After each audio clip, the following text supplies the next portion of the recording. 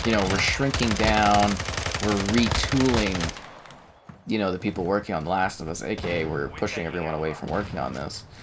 And then, you know, Bloomberg there, from Schreier, they put out a big article about how The Last of Us Factions is, like, in development hell, which makes sense. I mean, it was supposed to launch alongside The Last of Us Part 2, which released in 2019. So, you know, that's been a long time. That's like 3-4 years, right? That's crazy. I know COVID might have impacted things a little, but that's a long time.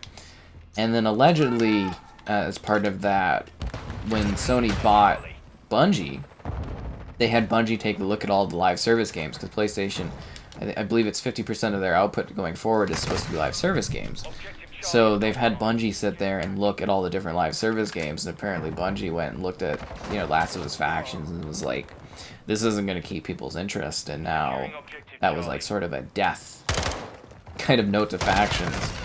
Or, you know, they do claim they're retooling it, but we'll see what happens with Factions. But I think eventually we're just going to hear that project is just canceled. I really do, which is a shame, because, you know, it's something where I'm like, where is this game? And that was a lot of the PlayStation titles. I was like, where are the PlayStation games? This is probably the first time, I think, in the last 10 years that I sat there and I've been like, where's the games, PlayStation? This is weird, because it's like, you know, when Xbox doesn't have games, you're like, that's just Xbox, you know, that's what they do. They don't have games. But with PlayStation, it's like, it's like a culture shock. You're not used to that. You're like, where are the PlayStation games? And, you know, they've had some pretty great releases, but, you know, everything's been, like, cross-gen. There's only been a few PS5-only titles. And it's like, this is so unlike PlayStation. So it's like, where are the games? So there with Xbox as well. It's like, where are the games? Like, both consoles are, like, genuinely having problems releasing games. I think day one of, like, the Xbox One or the PS4 on both respective sides had more exclusives in that one day than we've seen over the course of 3 years on this generation. It's madness. It really genuinely is madness. I don't know if it's game development takes too long. I don't know if it's exclusives have vanished. I don't know if it's, you know, development problems, COVID long-term impacts. I have no idea, but, like, I think these consoles are having a bit of an identity crisis because there's no fucking games for either of the platforms. It's, you know, you can joke on one side or the other, but I think both sides are genuinely struggling to get games out the door. And it's not good for business.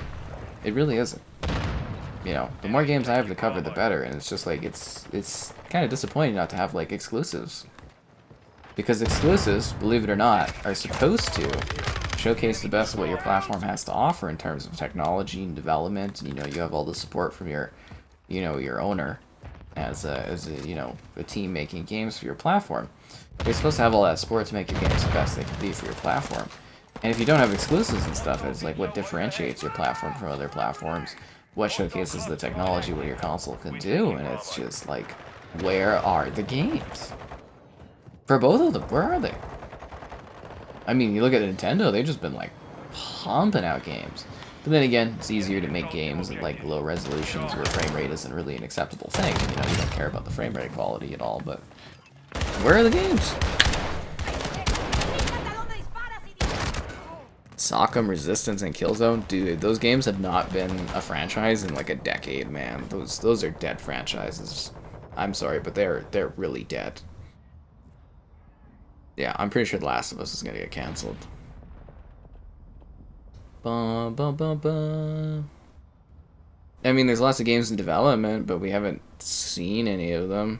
Like, you know, where was Death Stranding 2 at the event? Where was Silent Hill 2? Where was Knights of the Old Republic? But I'm pretty sure Knights of the Old Republic remake is gonna get canceled. You know, from what I was reading, it looks like, you know, well, first it was development hell, or, well, I don't know if development hell would be the right word.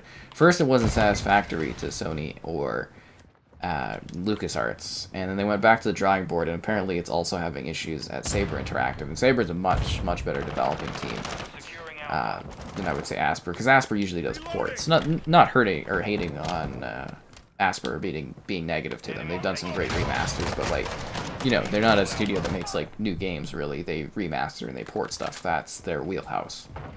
You know, that's what they do.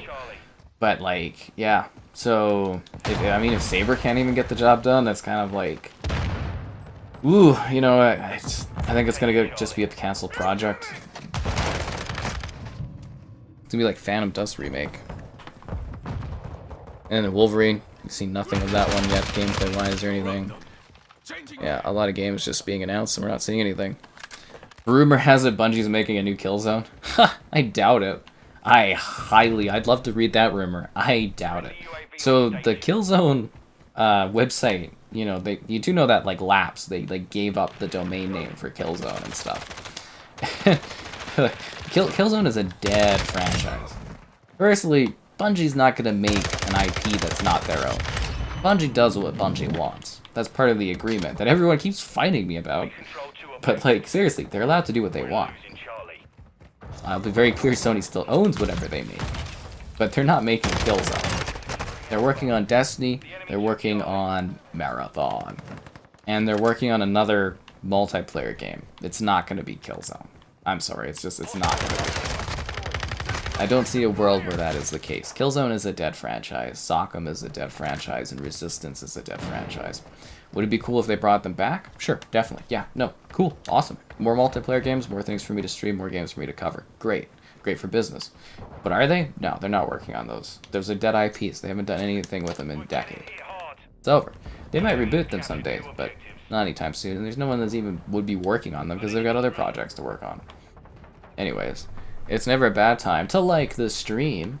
Subscribing, great donations, cool. Consider becoming a channel member, cool perks, emotes, icons, all that great stuff. There's channel member gifting, the Patreon option, the Discord for stream alerts, chatter, and great times. The Xbox Store affiliate link for all your great Xbox Store purchases. The Amazon Store affiliate link. And how come we didn't win that match, guys? Who's taking blame on this one? Days Gone is old too. That one's gone. They're not doing a new one. They're doing a new IP or whatever.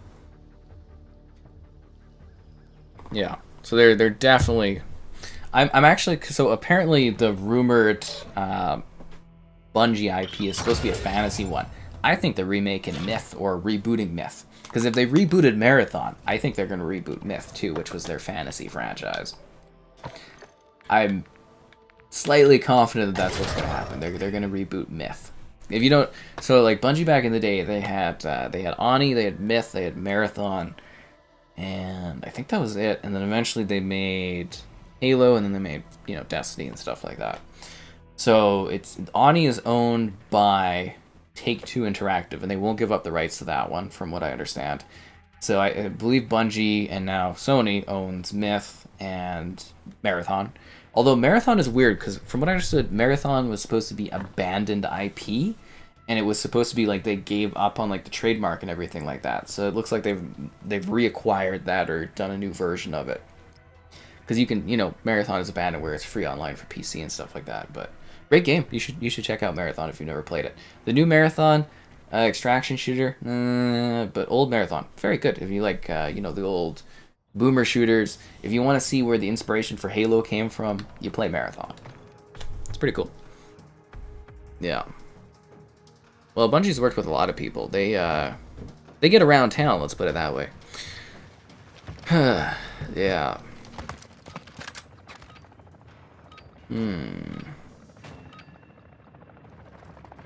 But it is always funny reading all these rumors. Factions better still come to developers still stuff.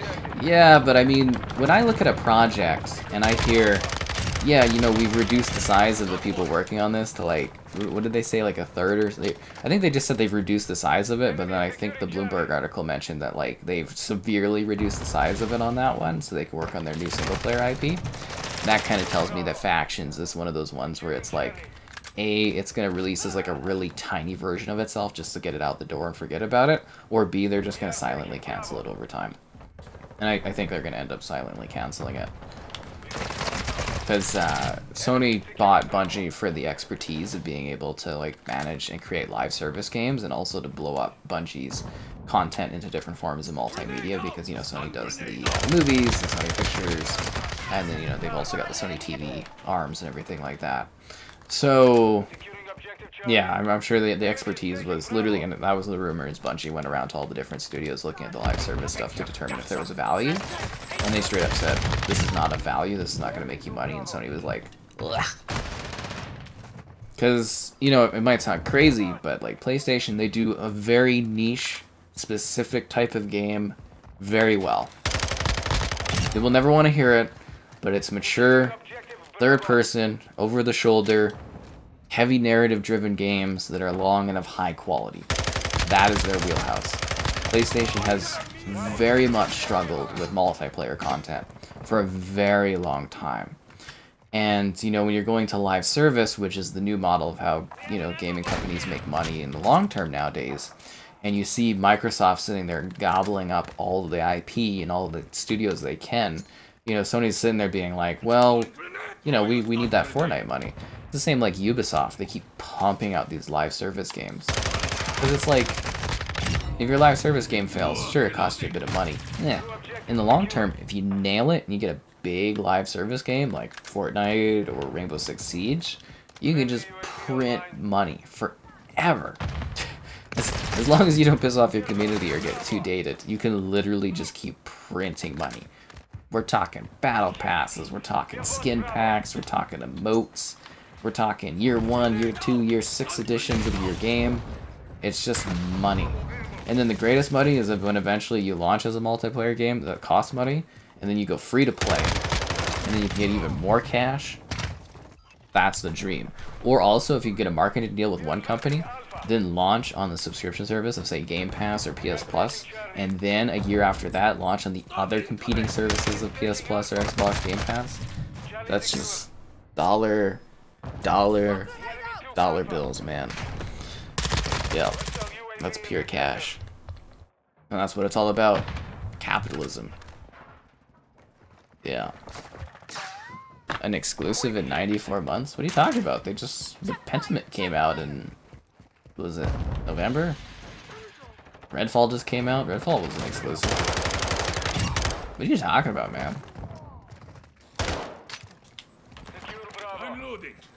Xbox has exclusives, they're just not, you know, not usually either they're niche but really good, or they're big but very bad. Yeah, just like the trauma of Halo Infinite. Halo Infinitely disappointing. Bump, bump, bump. Jim Riot. My god, that guy kills me. I can't believe he's British. I literally cannot believe he was British. When I heard him at the PlayStation event, I was like, what? I was like, no way. Oh, and the funny thing is, so like the Activision Blizzard deal, you know, that keeps going on, has been going on for a long time. There was so much like funny drama today around it. I woke up and I was like reading it because, you know, I do my daily like reads and checkups on this stuff.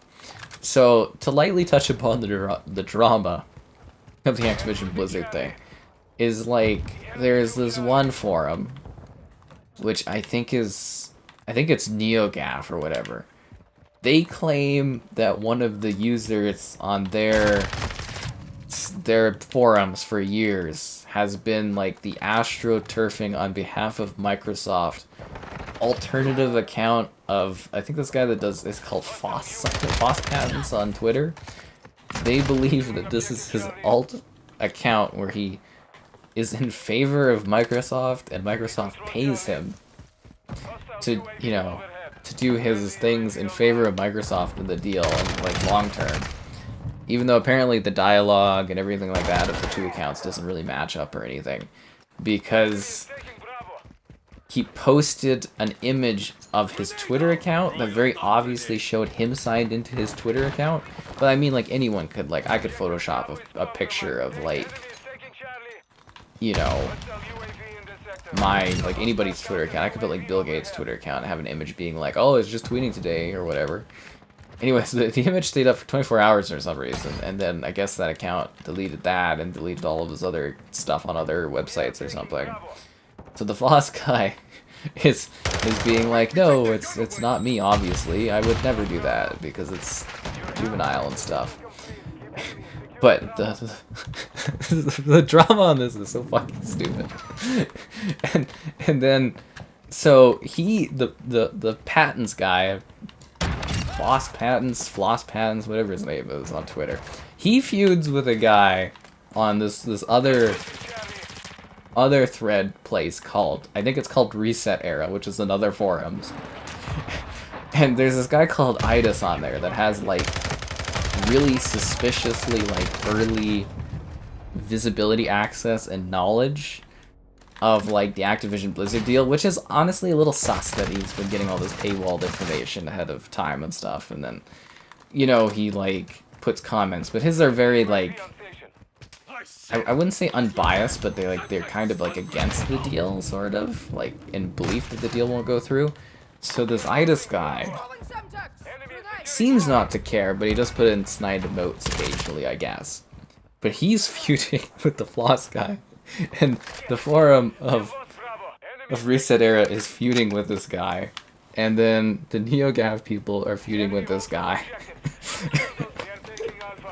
It's just this cluster, and I'm sitting there, I'm like, I'm trying to figure out who is, you know, because it's a deal.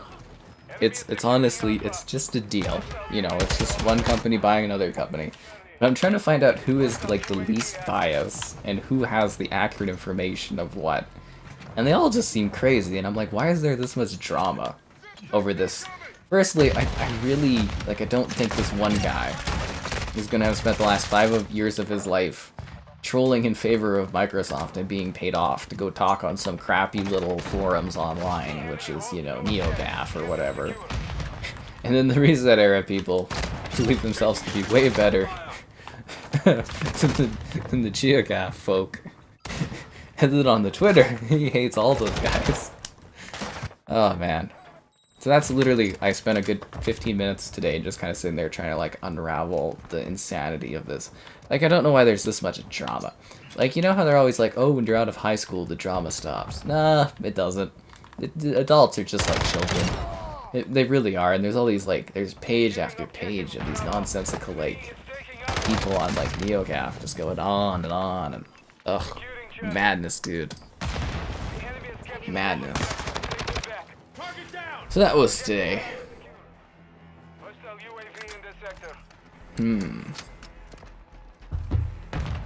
Phil Spencer is rumored to get fired? I don't think he's rumored to get fired. He literally said he was worried about his job. Because of the bad performance of Redfall and other issues with Xbox, so... I mean, that's not really a rumor, that's literally him coming out and being like, guys, we can't win the console race. I don't even think I'm gonna be in this job much longer, they want me out. I wouldn't say that's a rumor, that's literally the dude being like, this is what's happening behind the scenes, and I'm like, okay. So that's how that's going. Just madness. Pentiment is a very good game. It's a niche game, but it's very, very good. Beautiful, beautiful title. Hi-Fi Rush? Yeah, Hi-Fi Rush is really good.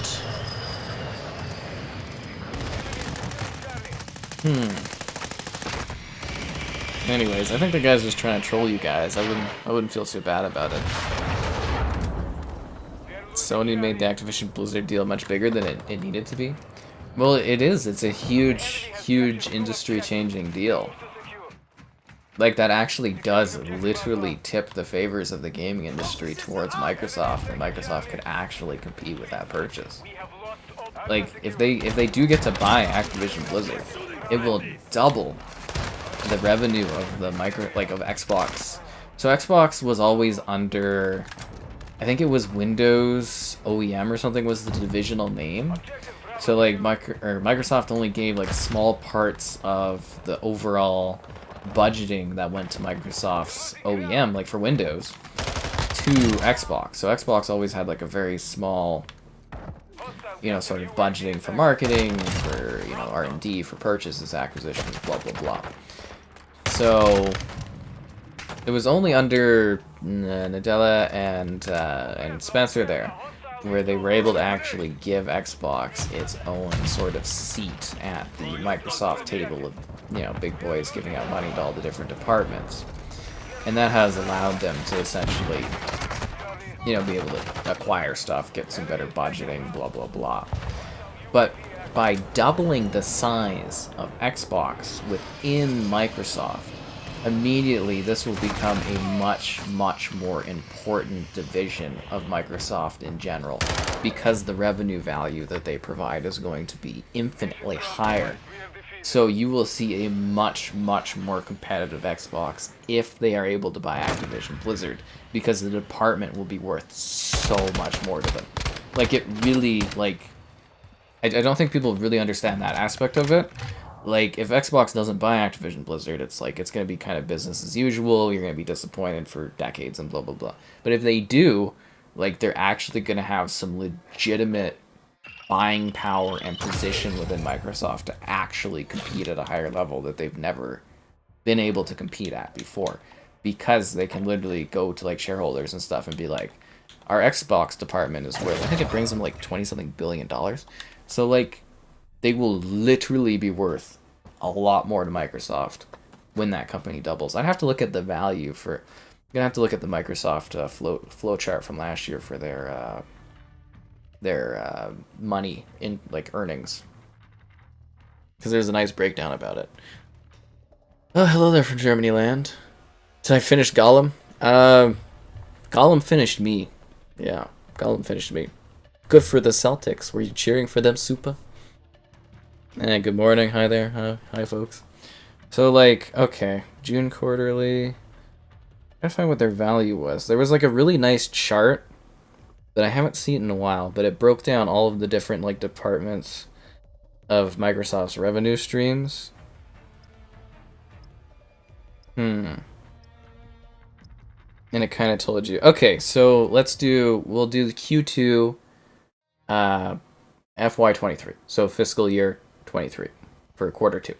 So we'll just do this as a small case study. I would have rather had the yearly earnings for last year, but I don't have that. So Windows, you know, like Windows 10, Windows 11, blah, blah, blah. Windows made $4.81 billion in revenue. Gaming brought in $4.76 billion. So with Activision Blizzard being included, gaming department will double in size and be worth more than literally Windows. It'll be worth similar to Office products and cloud services, which brought in $11.84 billion. So this could make gaming Microsoft's like third or second biggest department. Like, you know, literally going from like a joke at Microsoft that they didn't care about to something where it's like, this is one of our core pillars of profit. Like, that is a big deal, because that literally, because, you know, Sony, they put a lot of money into PlayStation because PlayStation that's what they are, you know what I mean? Like, that's one of their biggest pillars of how they profit. I think Sony Pictures has made a big comeback though with like Spider-Man and stuff recently, but you know what I mean? So it's like, that's where the company puts the money forward, is their biggest departments, because that's where their profits are. It's a game changer. Not only from the perspective of like Microsoft, you know, increasing its foothold in gaming, but just in general of being a serious aspect at Microsoft after they have this. A lot of people don't look at it from that business perspective, but it is a major game changer. Otherwise, they'll just keep being a joke. Brain cells lost while playing Gollum? I have no idea. Yeah. Has destroyed more studios than saved them. Phantom Dust is a game, not a studio. Scalebound is a game, not a studio. And Fable is a game, not a studio. That's a pretty weak argument, man. If you're trolling, please troll a little bit more effectively in here. Guys, you're bad. So is it like playoffs for basketball? Is that what's going on here? Because I know the NHL playoffs are going on right now, and nobody cares now because the last teams left are like literally nobody that actually takes hockey seriously is excited about these teams. But yeah, it's kind of funny. Just gotta wait for the new hockey season, guys. Nobody cares about the cup teams. Yeah, kind of surprised that guy didn't die. Of course he comes back and kills me. Should PlayStation bring back Infamous? I mean, You know, I'm always down for a good old revival of IP, so, I mean, sure, it'd be cool. Even a remastered pack of the Infamous series, I think, would be nice, but I don't think they have any interest in doing so because these companies are working on more successful new IPs. So, I don't think they're going to work on Infamous. I think they've been very clear that they're not working on it, too, right? Like, very publicly, they've been saying that. Open the door, open the door, open the door! Oh, jeez.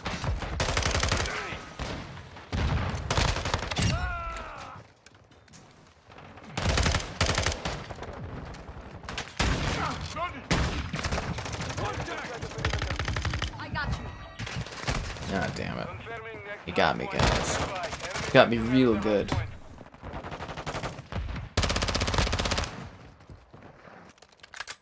Cheering for the Celtics because your 76ers lost them. So could somebody, like, briefly break down to me what exactly is going on? So is it, like, the NBA, like, playoffs right now? And, like, you know, what round are they in? Just, I need context. Like, I really don't understand what's happening here. Like I said, I follow like hockey, and that's kind of what I follow. So I'm assuming from the sounds of it that it's like somewhat into the NBA finals or something. Like, is this third round? Is this like conference finals? I need context, guys. I'm really lost here when you guys talk about this, you know, the basketball stuff. I'm trying to learn. I'm also really hoping that Fortnite does indeed actually do that, like, Optimus Prime character in Fortnite, because, like, if he's got, like, an 80s skin, I might be down for that, dude. Like, I might buy a character in Fortnite, because Optimus Prime's pretty cool. Like, are they gonna do Bumblebee, or just, like, Optimus Prime? So I'd really like a Bumblebee character in Fortnite. I'd really be down for that. I'd do a stream of that, actually. Damn it. Get out of here, dude. That dude trying to, like, jump in here all heroically and cool and shoot me in the face. That guy did it. Oh, man, I gotta tell you. Ugh, what an exhausting day. You know, it's hot here, too. I don't like how hot it is. I really don't. It's just, like, it's been way too warm recently. It's been driving me crazy. You know, you go from, like, forest fires to extreme heat with sunny skies. Where is this guy? Anyways. A team needs to... Okay, I'm not a complete idiot, you know, it's... You can say it's a best of 7 series.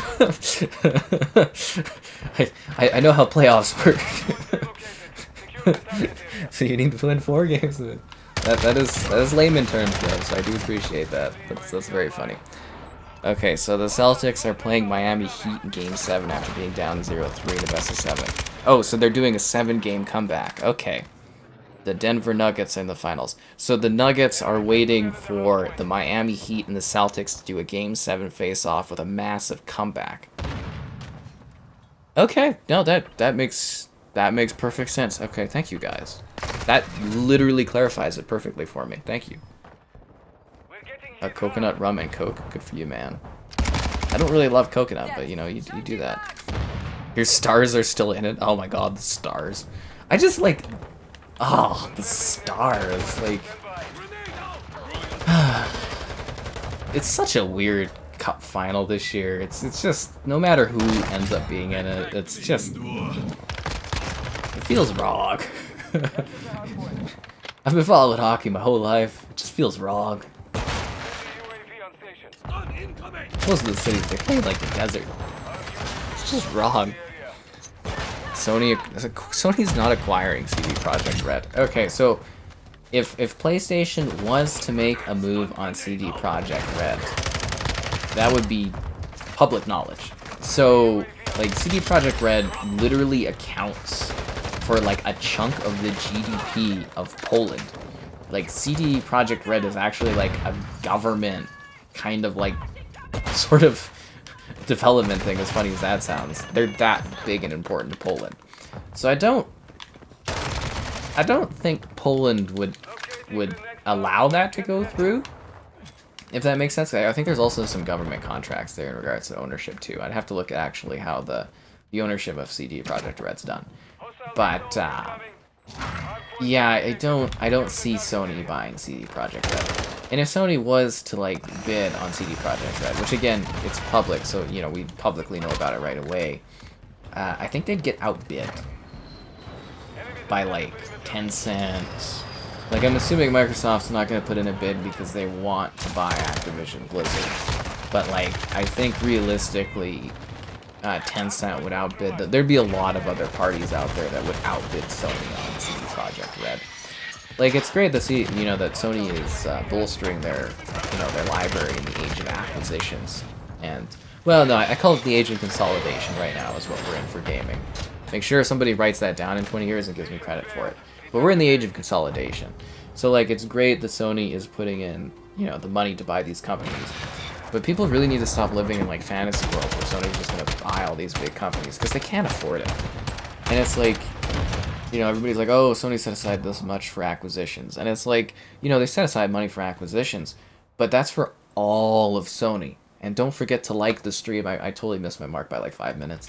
Subscribing's great, donations cool. Consider becoming a channel member. This is what Gollum would have wanted. There's channel member gifting, the Patreon option, the Discord for stream alerts, chatter, and great times, the Xbox Store affiliate link, and the Amazon Store affiliate link for your store purchase thingies. Again, it's what Gollum would have wanted. And we all want to appease Gollum in his crazy Gollumness. But anyways, like I was saying, like Sony has money set aside for acquisitions, but it's not just for PlayStation. There's other parts of Sony. So it's like, they only have X amount of dollars. So it's like, oh, they're going to buy Take-Two. It's like, firstly, the red tape around that would be crazy. But secondly, they can't afford that. Like Take-Two just got bolstered by buying Zynga, so they've bloated themselves really quite high. And then it's like, you know, CD Projekt Red. It's like, sure, they're a little bit more affordable, but it's like I just don't see it unless they're really overpaying for it, like they overpaid with Bungie. So yeah, no, I don't. And you know, acquisition rumors don't leak. They don't. You know, did anybody out there know Activision was going to be bought by Xbox, or the proposal to buy them was going to be done, or the intention to acquire? Did anybody know that? No. I saw it leak 2 minutes before it was announced on Bloomberg. 2 minutes. Bethesda, same thing. Did anybody know that was going to happen? No. It got leaked by like Bloomberg a minute before it went up. The funny story again, we were sitting there like playing Rainbow Six Extraction, and I was like looking at the rumors thing before I went to bed, because I was doing like, I was up to like 8 a.m. every night that time period to do all the review stuff, like Elden Ring and everything. It was freaking killing me. But like, I was just about to go to bed, and I was like, oh my god, Kevin, I have to look at this. And he's like, what's going on? We were talking to him and his friend. I'm like, I just stopped everything I was doing. You know, I put the controller down. I was like, I think Xbox just bought Call of Duty. And he's like, what? I'm like, yep, they just bought Activision. I'm like, I have to go and do a stream on this. He's like, of course. And that's what I went and I did. That was crazy, man. That was actually crazy. But acquisitions, they don't leak. You know, if you've got like insiders telling you about acquisitions, they don't know. You know, that stuff is so privileged knowledge, it's unreal. You might hear like rumors of like companies that tried to acquire other companies, or because you know the rumor of the Square Enix properties, the Western properties getting sold off, that ended up being true, yeah. But like actual like big acquisitions and stuff where companies buy other companies, that stuff is so close to the chest, you just do not hear about it until it happens. Or a minute before it happens, because somebody gives a tip off that the news is going out there.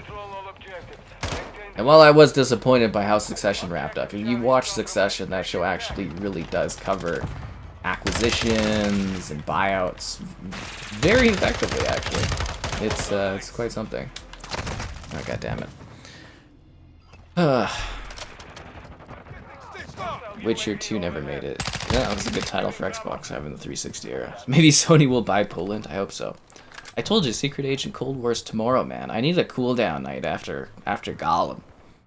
I needed a cooldown, man. We have secured 2 objectives. Teams leading 3-0 are 150-0 in the playoffs. Like, oh, so there's never been a situation where a team has rallied back from being down 3-0 and win?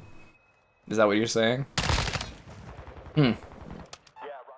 No team has ever done it before. You know, that's the funny thing in like hockey. It's like low odds, but like Occasionally it happens where a team rallies back and wins, which is kind of funny, but it's never been done before in basketball. Okay. So that'll be... That would make sense why everybody's talking about it. It's historic. Historic. Oh, jeez. It's legacy in the making. Love when they do that. Just like the Maple Leafs making it the second round was historic the first time in 20 years. Enemy is taking Bravo. Gollum. That game just kills me. Well, you do know that most stores, they don't do return policies because it costs them money, right? So when you do purchases and that, especially if there's credit cards involved and blah, blah, blah, you know, it costs money to do, like, refunds and transactions. So companies try to avoid that as much as possible. Because it's bad for their, you know, it's bad for their profits. So, like, that's why a lot of companies don't do refunds. It's actually a very common thing. And it's weird that, like, you know, digital companies, not like, you know, retail stores and blah, blah, blah, blah, blah. But that's historically why online stores, especially for gaming, they haven't really offered too much in forms of, like, refunds. That's why Valve's thing is pretty pro-consumer and new. And I think Xbox, you can get away with, like, maybe one kind of refund a year. You know, it's kind of random if that you get that or not, but, like, yeah, it's a rare thing. PlayStation, I don't think, really does it at all until, like, that whole CD Projekt Red thing where they were pressured to do it. Yeah. I also, like, it would be really weird to buy CD Projekt Red, too, which is another thing. Like, it would be a cool company to, like, have. But, like, from an IP perspective, you don't really own the IP, right? Like, they don't own The Witcher. They have, I believe, a very good sort of almost forever, like, contract with the writer for The Witcher, but they don't, like, own The Witcher. They have The Witcher licensing in gaming, which they paid for. A pretty good deal they got. And then I think the writer whined and they paid him some more or something like that. Which they didn't have to because contractually I don't think they needed to, but they did anyways. But, like, you know, they don't really have IP. They have Cyberpunk, which is a big IP. It definitely is. But that one is also a little tainted by, you know, the launch of it and how gamers talk about that one. I think long-term, though, positivity-wise around Cyberpunk will be very large. So if you're buying Cyberpunk, like, you're buying CD Projekt Red, you're essentially just buying Cyberpunk. That's it. That's all you'd be buying. So from, like, an IP perspective, they would cost a lot. And they have a lot of studios working on Witcher IP.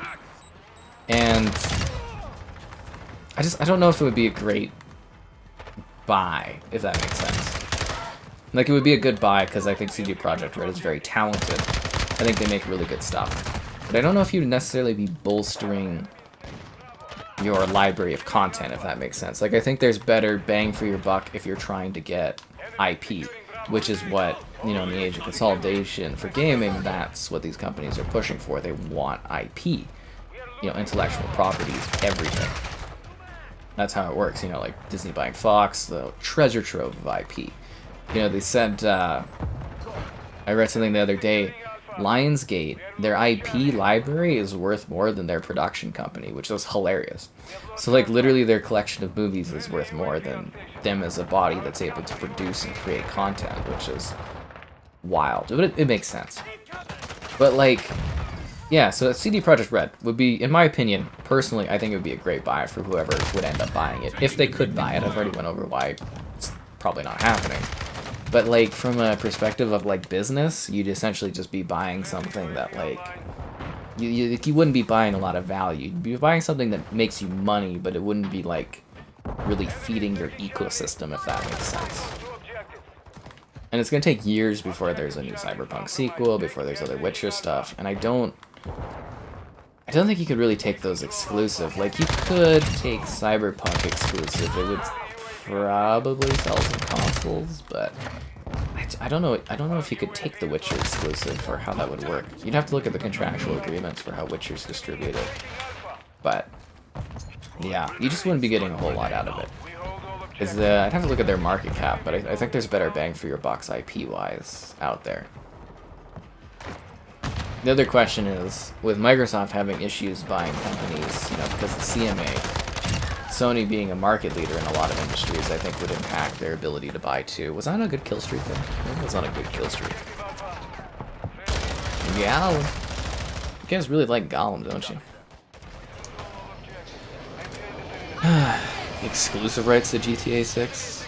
In your dreams. They'll probably have the marketing rights to GTA 6. GOG. GOG is owned by CD Projekt Red. The Maple Leafs, I don't know if the Maple Leafs will ever get in there.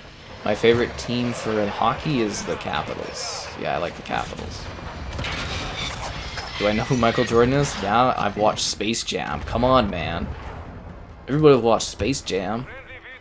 Of course I knew who Michael Jordan is. He's the guy that played with Bugs Bunny. Lucky that he, you know, Bugs wanted him on his team. Yeah. Gollum. What is it with the Gollum love? I hate that game, man. But the Gollum review tomorrow will be glorious. I do promise that. Yeah, usually Larry loves the business talk. That would actually be another issue. Well, I don't know if GOG would be a big issue, but that might actually be like an issue that comes up from antitrust type stuff. Is like CD Projekt Red does own GOG, even though I don't think GOG is like huge for sales, but you might have to spin that off if you were to buy them. Because some of these companies are looking at things. Actually, one of the funnier hard buys nowadays would be Epic, because Epic has such a stranglehold on like the engine technology of the industry. That would be a very hard purchase to get through just because of that. Not because of Fortnite or Unreal or anything like that, but because of the Unreal Engine and how many companies rely on it. It'd be crazy. Because if you owned Unreal Engine, you could technically quite monopolize the industry by having, you know, if you took that away from companies that wanted to use it, you'd screw over a lot of, because everybody's been shifting to Unreal, right? Like, everyone's abandoning their own engines after decades of work to work on Unreal stuff. It's crazy. Crazy.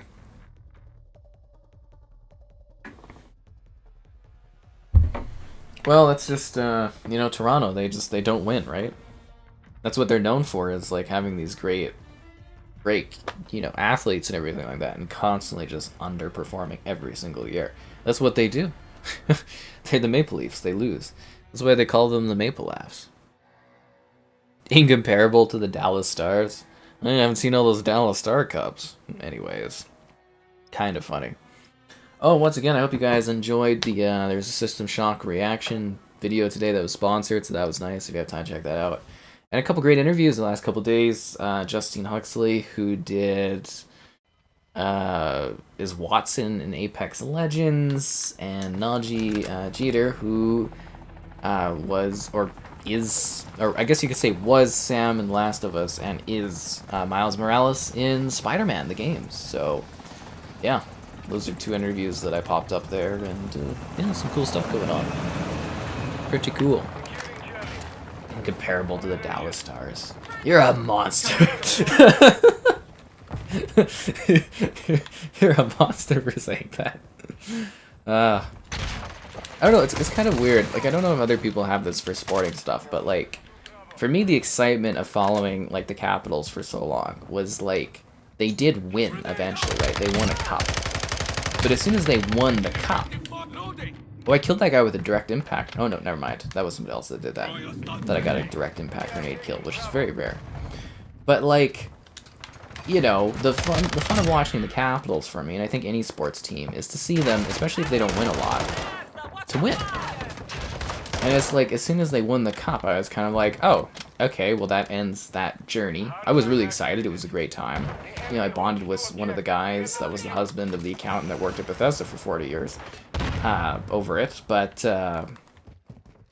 yeah, you know, when they won the cup, I was kind of like, oh, what now? I'm like, it would be cool to see them win the cup again, but like, I was satisfied because they won. You know, they won the biggest trophy in their sporting, you know, category. And I was like, oh, alright. Now what do you do? I'm sure, like, if you follow a team and they're like a dynasty team and they win like every single year, like Chicago did for years, and like Los Angeles did, and blah blah blah in hockey, it's like, okay, cool, another cup. But when your team wins like one cup, you're like, oh, awesome. Now I don't really care as much, but you know, it's fun to cheer. My next big thing for hockey is I'd love to see a Canadian team win a Stanley Cup, because a Canadian team has never won a Stanley Cup in my lifetime. Seriously. There's never been a Canadian team to win a Stanley Cup as long as I've been alive. It's crazy. So I keep hoping that that will happen, but it's always met with disappointment. Yeah, and I was just kind of hoping Toronto would have had a better run this year, because that would have been exciting to watch. Because I was like, oh my god, they actually made the second round, which they hadn't done in 20 years. Which is like a lifetime for some people, right? And it's just... And that's make it to the second round. That's not even make it to like the third round, or the conference, or the cup. The second round. Anyways. Sports. IPAs. We have a cup. We're in 2 to 3 years. Yeah, you keep talking about those stars. System Shock is coming to Xbox and PlayStation and everything. It's just coming out to PC first on the 30th, and then yeah, after that it'll come to Xbox and PlayStation platforms, which is exciting. I'm very actually much looking forward to covering that one at some point. I was debating on if I should cover the PC version, but I think I'm gonna be busy here. Like, I believe I'll be covering Diablo. I'm seeing if I'm gonna be covering Street Fighter. I think I have some other projects and stuff I'm kind of working on at the moment, so I think I'm gonna be pretty busy in the meantime. So I think I might wait for the console release of System Shock, but I'm not too sure on that. We'll see if I feel like it. Dramatic Gollum. Well, you know, I like to think that, you know, in my dreams, I just see this ring in my head. Gollum. Yeah. Everything's fun with friends. That's the whole coolness of the bar and that, and the experience of going out and drinking, is to experience it with friends and that. It creates enjoyable times. You know what else creates enjoyable times? You want to know? Liking the stream. What? Subscribing's great. Donations cool. Consider becoming a channel member. Cool perks, emotes, icons. All the greatest stuff that you would ever want, I think, of a channel member. And it's like $1 to join. If we get enough channel members, we can unlock new emotes, which are pictures of my face doing weird things that people seemingly like. I don't understand it. There's channel member gifting, the Patreon option, the Discord for stream alerts, chatter, and great times. And Gollum. The Xbox Store affiliate link for anything on the Microsoft Store, and the Amazon Store affiliate link for Gollum on Amazon. We're never gonna forget Gollum, are we? Ugh. That character's trauma. We should make a GIF pop up on the streams that shows Gollum doing something.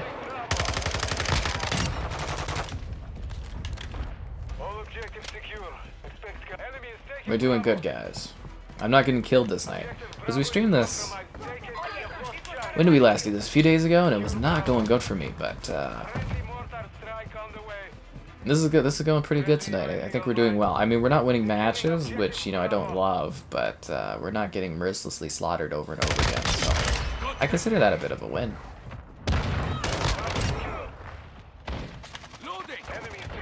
You know what I mean? Yeah. It's the small victories.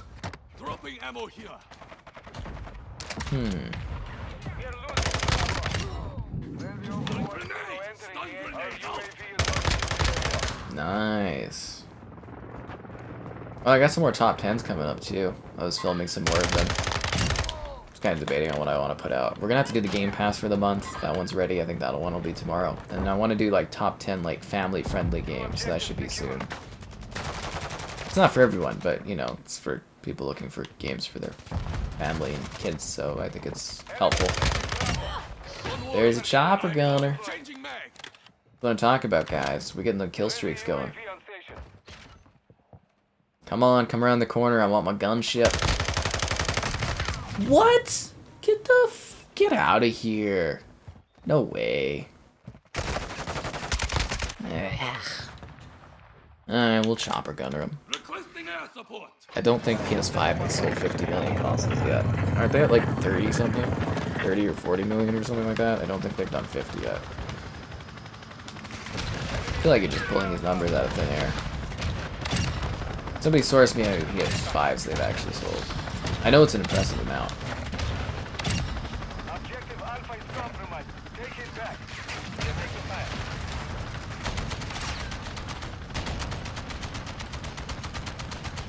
Some would say this is the fastest selling chopper gun in history.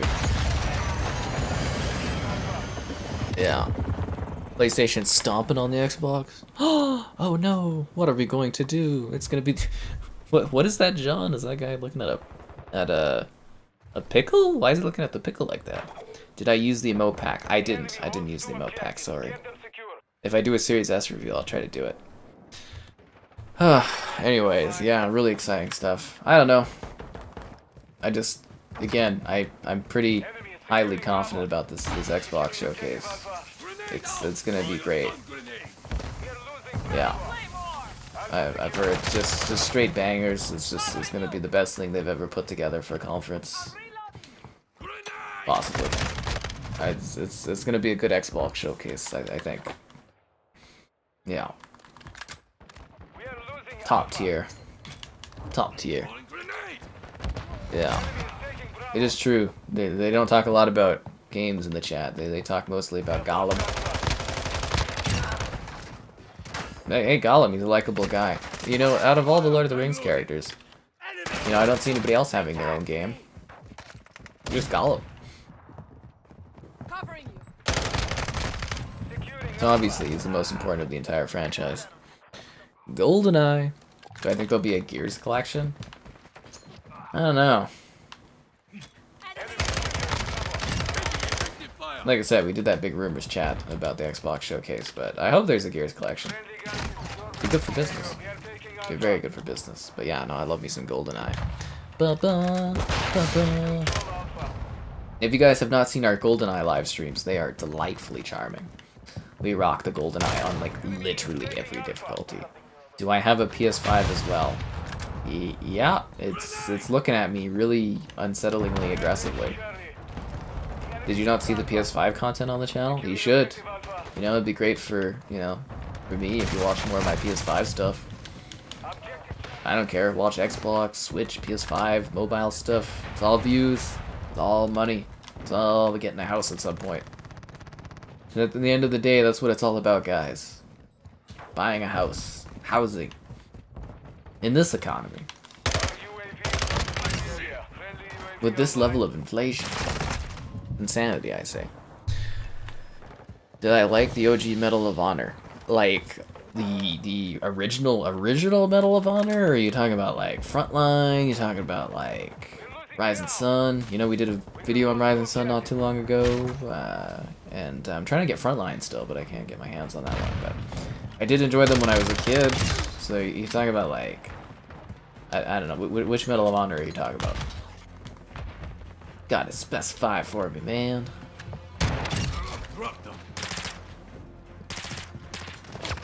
Wait, where are these guys at? Is there a guy here? I keep hearing like shots, and it's like I see bodies falling, but I don't see guys to shoot. I'm taking Switch, stay in the fight. Alright, well that's the end of that. Okay. You're busy, can it be later? Oh, filet.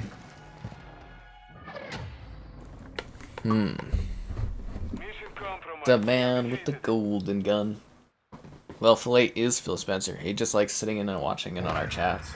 I was the one that, you know, got the word out there for 343 to get reworked, so you're welcome, guys. Yeah. That was a good match. I did really well that game. That's a good spread. I like that. Yeah. Right on. I did it. Do you guys think we're gonna get my COD coins? Like, do you think we're gonna earn those? Ooh, yeah, we'll get this. Yeah, we're not even that long into the stream yet. We've got this. We got this in the bag. Yeah, we're only one battle pass token away, and I'll have all my COD coins. You know, to add to my pile of COD coins. So we've got 16. So season 4 will start mid-June. So that should be right after the Xbox showcase, I guess. I think, right? Roughly? 16 days. It's like 3 days. Yeah, it should be right about the middle of the month. Should be a good one.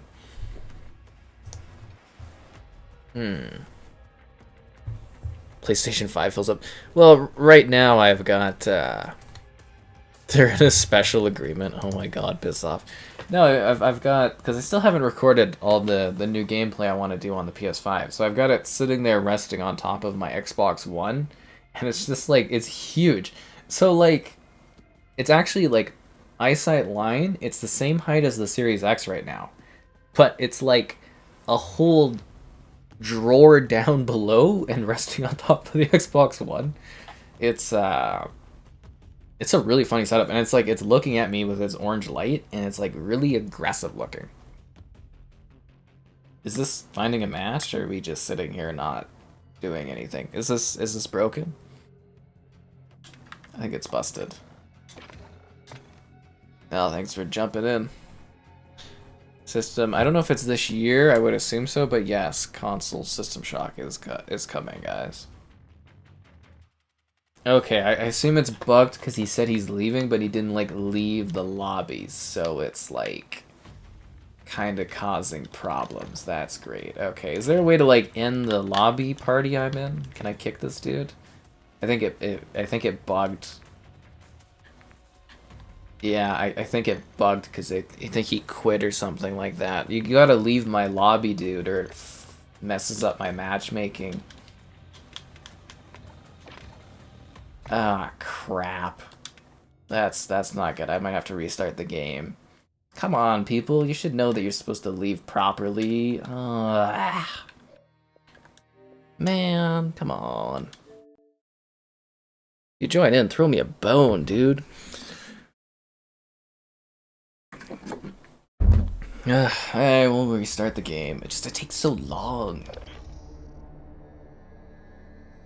It's gotta like check what the service is, and it's got to contemplate life, and then I gotta matchmake with the skill-based matchmaking. It's trauma. It's like Gollum, guys. It's like the Gollum that won't quit. So this is what I'm talking about. This takes forever.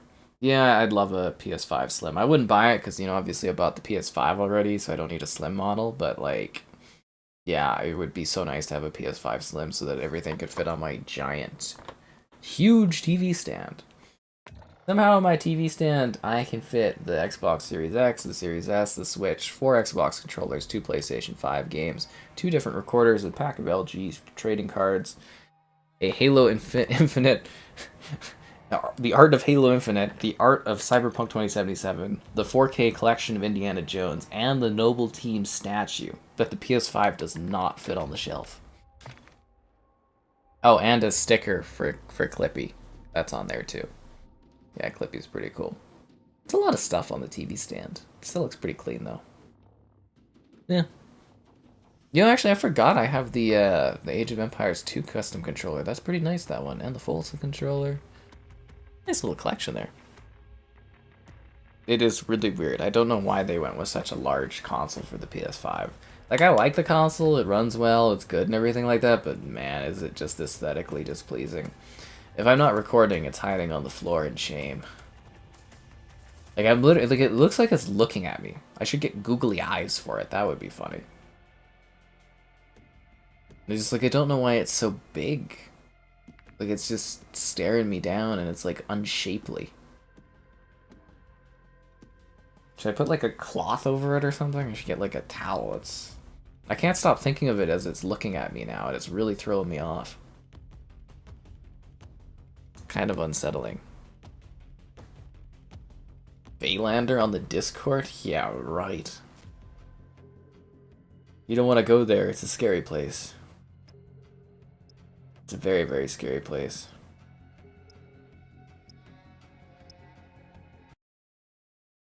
We have the Smurfs there right now. And all these weird photos where people keep adding smiles, it's like, I don't emote like that. It's really weird looking. I feel unsettled by the smiles that people keep adding to my pictures. Did I show the emotes? What emotes? we did add a new emote to the Discord. So I was doing the System Shock thing, and I was looking at my photos for like a good reactionary photo that I took, and I was like, oh my god, there's one with me pointing up. Obviously it didn't make the cut at some point, or it was only supposed to be for thumbnail art or something, but like, yeah. So I turned it into a thumbnail on the Discord. There's actually... So like, when we made new thumbnails, because, you know, we caught up to, or I guess emote thumbnails, we'll call them emotes. So when we caught up to the emotes on the YouTube, because, you know, we were getting so many channel members there, I went and I made a bunch of new emotes. So there was 10 new emotes added. So I guess this makes 11. And only 2 of them have been added to YouTube thus far. So technically the Discord has, like, several emotes that have not made it onto YouTube. And the plan is eventually I'm going to try to get someone to help me take photos of my face really extremely closely up in a weird, creepy way in order to create more emotes. Yeah. I've got, obviously there's high demand for the angry face sky emote from The Legend of Zelda streams. And, I'm gonna whip up, I had some other ideas, and I'm gonna whip up, Horizon Forbidden West, because they've got like 50 different emote faces for Alloy, and I was like, I'm gonna get some inspiration from that, but, yeah. New face emotes will come, and they will be there first on the Discord. And then someday, hopefully, we will unlock new channel members to unlock new emotes. Yeah. That's the dream. That is the dream. Because, you know, we love the emotes here. They're hilarious.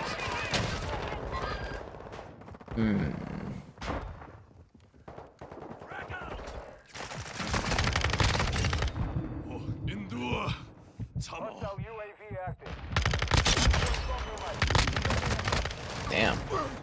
The rage emote? I know you guys want the rage emote. I don't understand the whole whatever that thing is that you guys talk about. Locating the next hardpoint. We've lost. Anyways, yeah, no, that's the goal, is to create some more face emotes. So hopefully I will be able to convince someone to do that. Believe it or not, it's really hard to have someone be like, hey, I need you to take photos of my face really close up and weird, you know, facial impressions. And it's like, it's not an easy task to do. Believe it or not, a lot of people don't want to do that. They really don't, yeah. But someday, I think in the not too distant future, we'll have more facial emotes coming. They'll be hilarious. They always are. Yeah, no, they're very entertaining. But we got some great ideas, I think, for some fun emotes. Yeah. And if you guys also have great suggestions for them, you know, you're always free to let us know as well in the Discord. I'm sure people will sit there and argue over them for way too much time. I gotta say, I love this map too. Very, very good level. Very, very well done.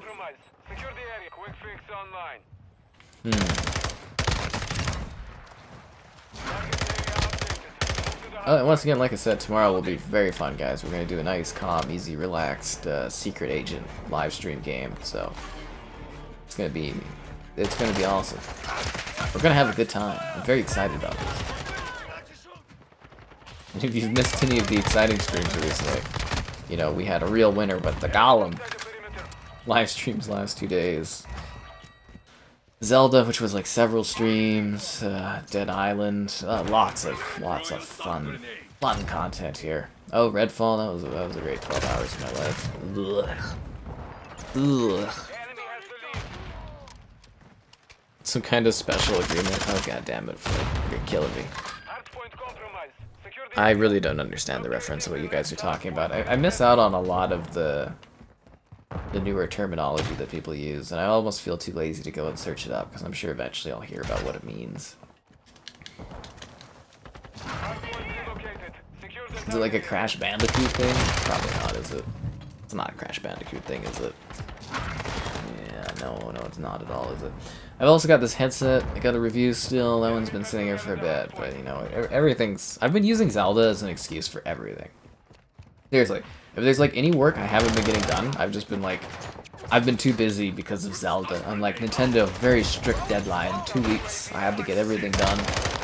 It was 40 plus hours, Like, seriously, like, there was a movie I wanted to review, and I'm like, I need an extension on it because I didn't have time because of Zelda. Or this is another thing where it's like, I'm sorry, I don't have time to create this content because Zelda has been taking too much of my time. It's true though, it was like 40 hours in like 7 days. It was crazy. It was crazy. Like, insanity, man. We'll do Alan Wake before the new Alan Wake, unless you're talking about something else. I literally can't keep up with you guys sometimes. The conversation drives off the deep end of insanity. Especially in the Discord, it gets like so... Sometimes I wake up and I look and I'm just like, ugh, I'm not dealing with this today. The mayhem of it all. I never asked for this Discord, it was thrust upon me. Damn it, Grace. Her, oh, we need to have a Discord for chat. I'm like, okay, whatever. It was much easier to manage too when people didn't talk in it all the time, which is funny.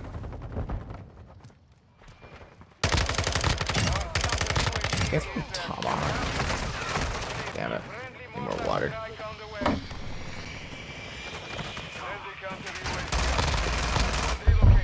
I also need people to hopefully like the stream. What? What a feeling. Subscribing's great. Donations, cool. Consider becoming the channel member that Gollum would want you to be. There's channel member gifting, the Patreon option, the Discord for stream alerts, chatter, and great times, the Xbox store affiliate link, and the Amazon store affiliate link too. Huzzah. Yeah, we always have fun here. Oh my god, it's a paragola. Paragola? Paragola. Paragola. I feel like I'm saying that. Paragola? Paragola? Paragola. Aragala? No, paragola. So essentially it's like a roof of wood, but there's spaces. Yeah, I know. It's different from something else. What is the other thing called? A roof? Yeah. So they do them, and then sometimes they plant like vines, or they put like something over top of it. But it's like a very interesting roof design that like feels very hip and comfy and neat. But like it wouldn't keep the rain or anything out, so it is kind of like sort of dumb. It also wouldn't stop the sun from coming through because there's big holes. But like people like them because they're very aesthetically pleasing. Yeah, so you see that in a lot of backyards and that. Usually you put them over top of like barbecue pits or chill areas where people relax and sit, or like hot tubs. Paragola? Paragola. Paragola? The more I say it, the more like I get further away from what it's actually called. Paragola. Damn it, I always nail it too when I talk about it, but no, I don't got it.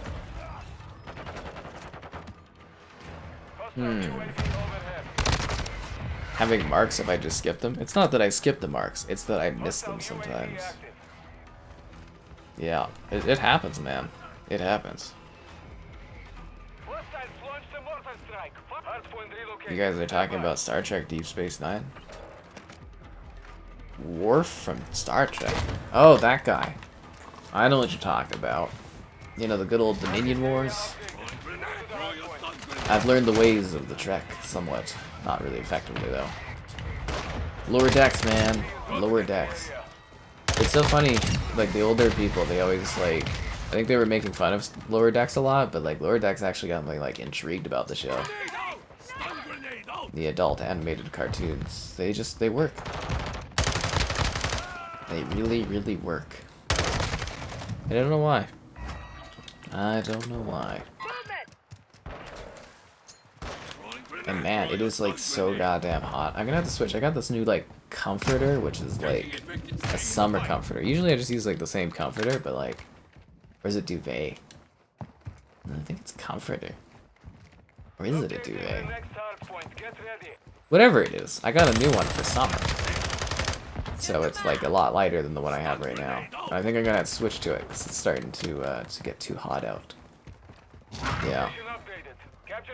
It's starting to get too hot. I mean, it's actually been too hot a lot, but you know what I mean. I'm not huge on the heat. It's not something I'm a fan of. Yeah, sweat too much. It's terrible. Nobody likes sweating a lot. Ugh. Also debating if I should join any sports teams, but I think I'm too late for that. And I haven't been invited back to Ultimate Frisbee. Don't think I will, but it's kind of funny. That one summer I was really into Ultimate Frisbee, which is funny. What else do we got? I've got, like, it's been so noisy. I haven't had time to, like, film stuff recently. But, like, I want to do something for, like, Project Alana, Zombie Derby. I think Drill Deal looked pretty cool. Aquarist I'm working on. Still working on Kart Rider. Dice Legacy. Oh, we have stuff for that. Is this out yet, Dice Legacy? League of Legends I'm working on. Gollum review tomorrow. No One Under the Lighthouse. We just did a video for Nightmare Reaper, really cool. Ghost Lore is a coming too. I'm gonna work on that one because that was really cool. It's like Diablo's on Game Pass. Massive Chalice as well. Totally ignore that other game there. I'm not playing it. I don't have it. Don't think about it. And yeah, Call of Duty. Actually, I might be able to throw you guys something. Let's see. Let's see what we got here. What would be a fun thing for somebody? Because I don't know if, is Dice Legacy out yet? We'll do,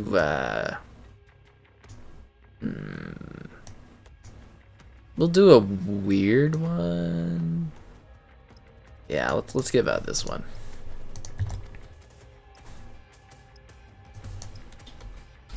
Yeah, there we go. That's a code for you in the chat there, guys.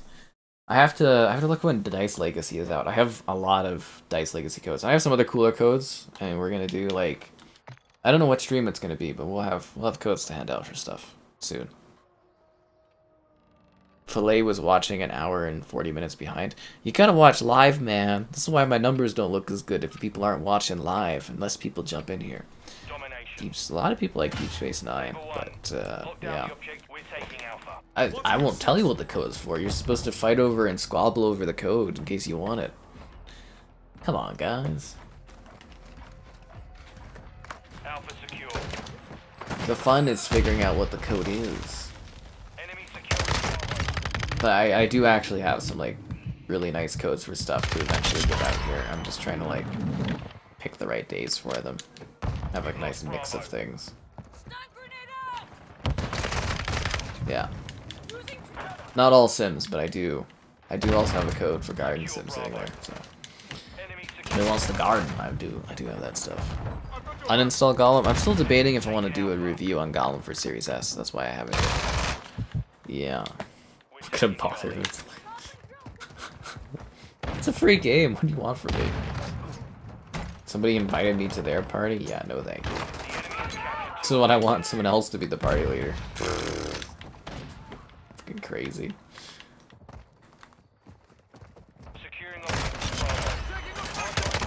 Crazy, I say.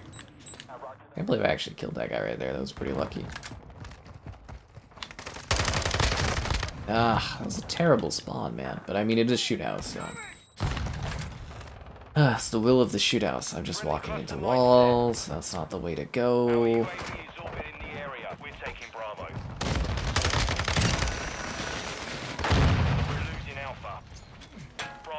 Yeah, I'm surprised we're losing Alpha, actually. Damn it, dude. Yeah. But anyways, Gollum's Lair. Ghost Lore is fun. Yeah, Ghost Lore was really cool. I just was taking a bit of a clip so I could do my 10 Game Pass suggestions, but I was like, ooh, okay.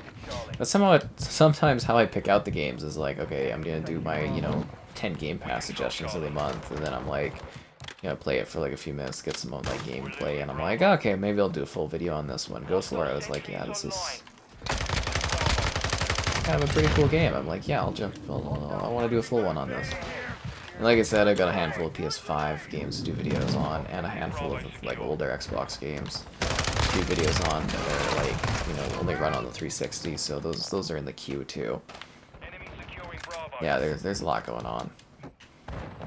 Actually, because I've been so held up with like doing these longer streams for like Zelda and stuff, I've only got like a month and a bit's worth of like stocked videos, so I need to start replenishing my backlog again of videos. So that's how my scheduling works, is having so much stuff lined up. plan was to get more PS5 stuff as well, but yeah, it takes... Like, if I don't have enough quiet, I just can't, like, get things done. I have to, like, strategically place things, and, ugh, it's a nightmare. Not to mention new games, and, ugh. Busy. Which is good.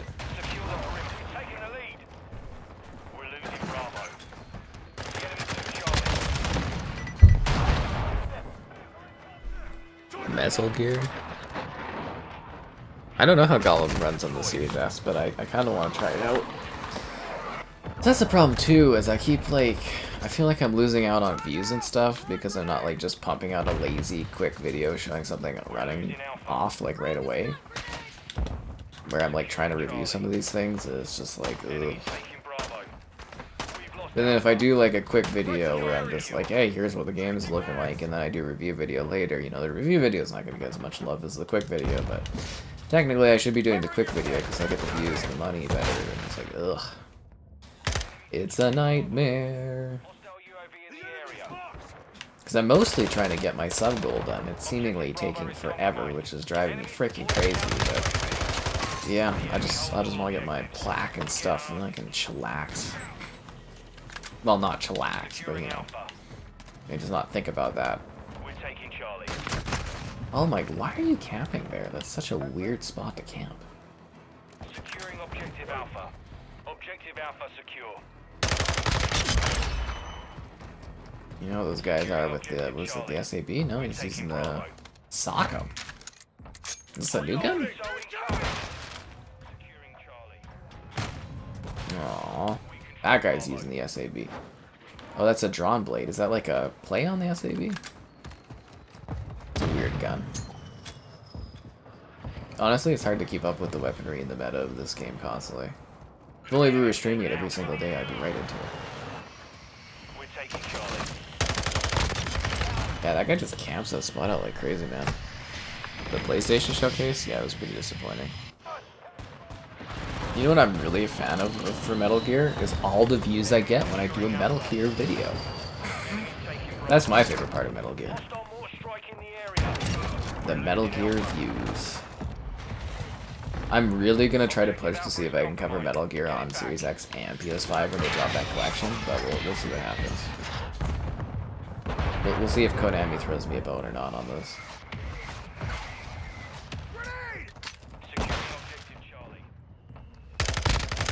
Ah, damn it, knifing, dude. So many views. Who is Mr. Scratch? I don't think you're supposed to really know, and it's supposed to be like figuring that out in Alan Wake 2.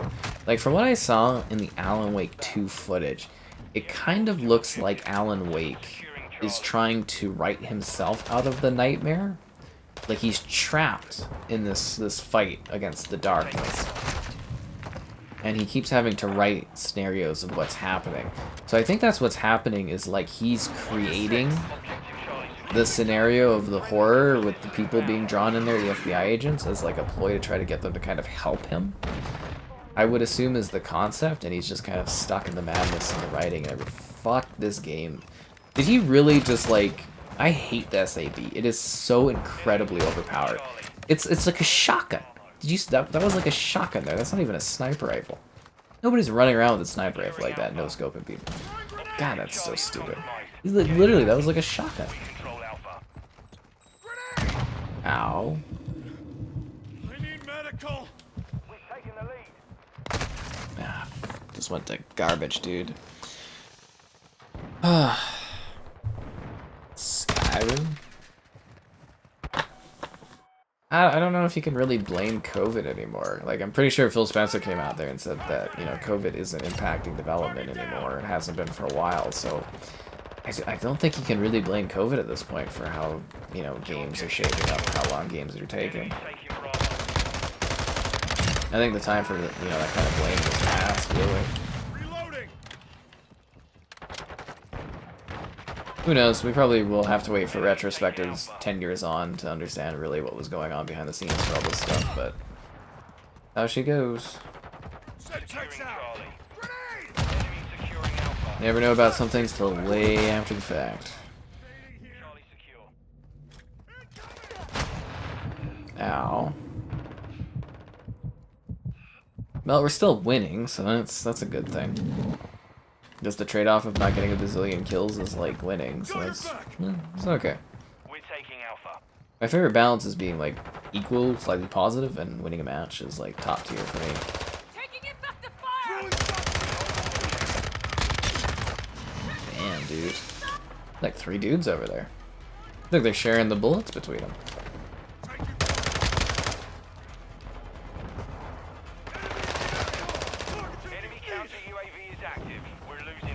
Okay, we got 40 points. I think we can get this, guys. They could come back, though. They could come back.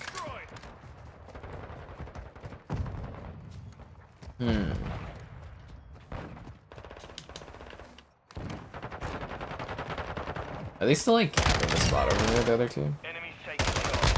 That they are. I mean, it's a good spot for a position on A, I suppose. Now we're holding all 3 down. Go team. And that's what I'm talking about. Positional capture and hold down. Now I'm kind of like from earlier in the stream, and now I kind of want to sit there and like go through Sunset Overdrive again. It's a really fun game.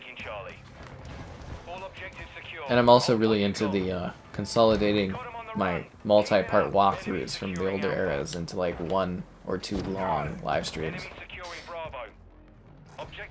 Yeah. Try to clean up how many videos I have a little bit, because there is an excessive amount, honestly. Just excessive.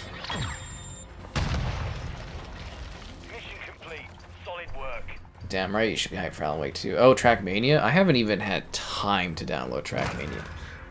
I know I should, but yeah, that one's... I didn't even really get an email from Ubisoft about what was going on with that one, but... Yeah, I gotta get to Trackmania. Probably after I get rid of Gollum, I'll have space and I'll download it and get working on that one. Just think of it as being a part of this never-ending queue of crap I have to work on. I was also really frustrated that I have not been able to get my hands on Warhammer 40k Bolt Gun. Oh look! We finished my goal for the night.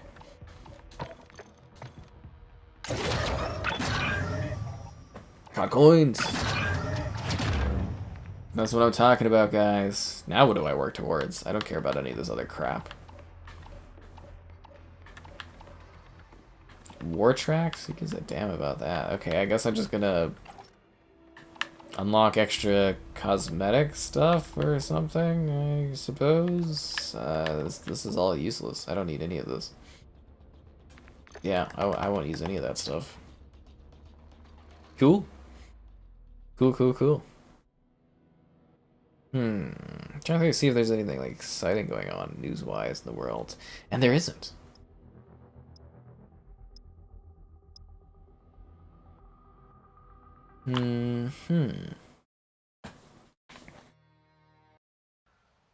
The character creator for Sunset Overdrive is so fun. My character looks ridiculous. I have this like green hair and like green outfit with like yellow scars. It's very, very funny looking. It has like flops in the wind. But yeah, I'm kind of just like Sunset Overdrive stream would be pretty fun.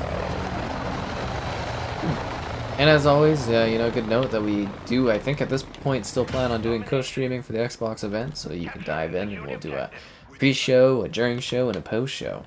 But don't worry, I won't be loud and annoying, because that's not really what I do during my co-streaming streams. It'll be delightfully charming. With special guests. Maybe Mitchell. Maybe Kevin. Who's ever available. Or maybe neither if they're too busy.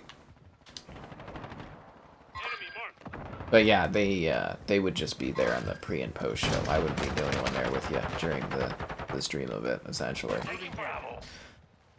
At least that's how we usually do it.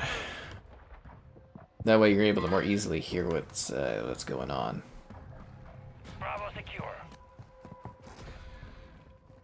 And I'm sure the copyright claims are going to be fun on that, because the music's always crazy.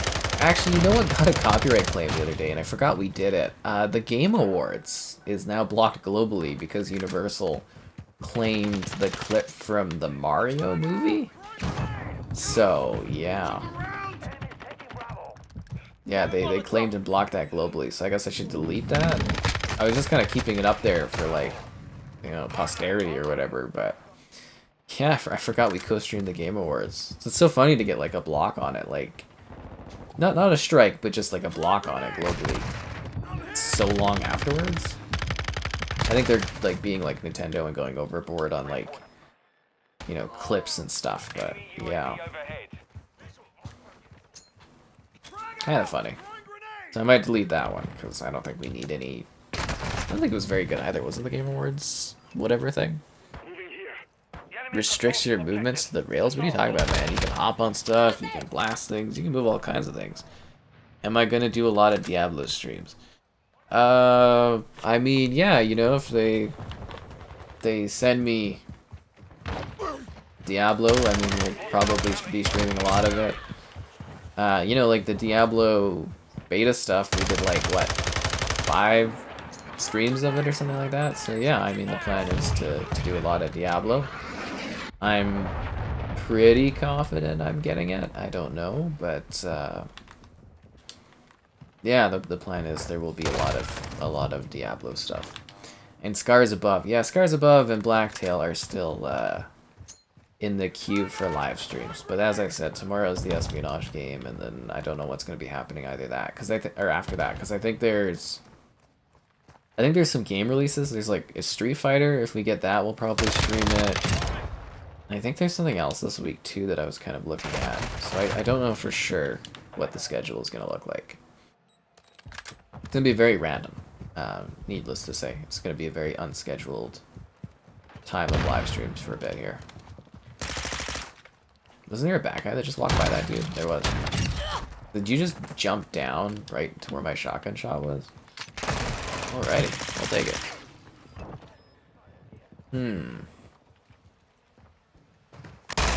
Anyways, it's been a while. Be sure to like the stream. Subscribing's great. Donations cool. Consider becoming, you guessed it, a channel member. Cool perks and notes. It's like $1 to join. The longer your channel member, the sexier your S symbol becomes.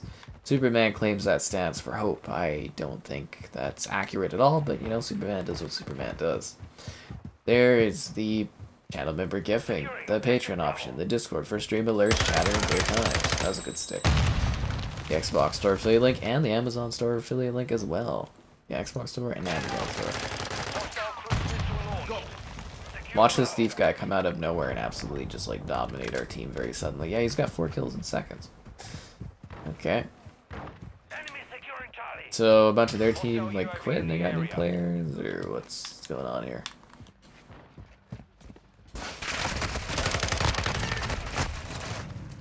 I got thief guys. Gal? What is with the Gollum obsession? Is it because we streamed Gollum? Ugh, man. I really do kind of want to forget about that character though. That was so, like, I was so determined to finish that game, and that game actively fought against me every inch of gameplay. And I don't know what happened. Like, the first half of the game was like, it was really boring and not great, but it didn't feel like the game was fighting me. And then you get to the second half and it's just like, it goes right off the rails, like, weirdly. I don't know why it ended up like that. They got a chopper? How did they get a chopper gun?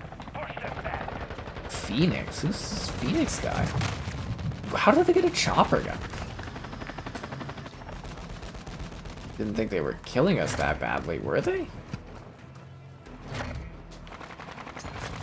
Is my team getting them a lot of kills, or like... I know that thief guy killed me a couple of times, I think, but...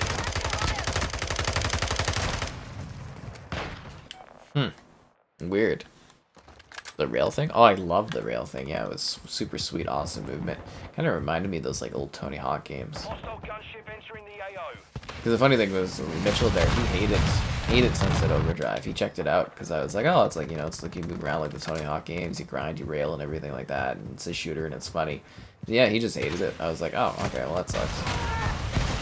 Alright, I'm gonna find a new lobby. It's a loss. I know when a loss is a loss, and that was a loss. Oh well. You lose, you lose. but can you handle different flavors of Gollum? He's the Gollum man. Does whatever a Gollum can.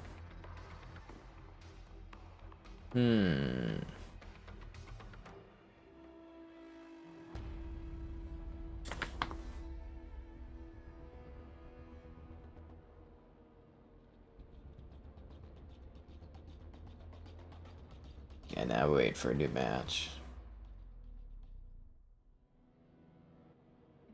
New Hope. Oh, the lighthouse. I love this map. Yeah, I love the lighthouse level. This is gonna be good. This is like, well, maybe my favorite level almost in this game, other than Hotel. The second half was unfinished because the devs didn't think people would get there.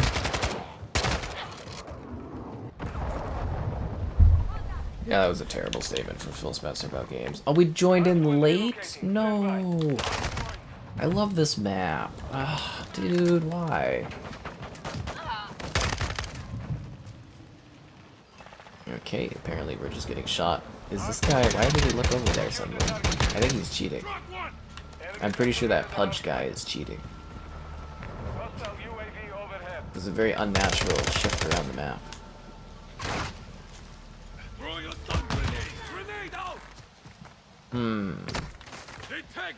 What is going on?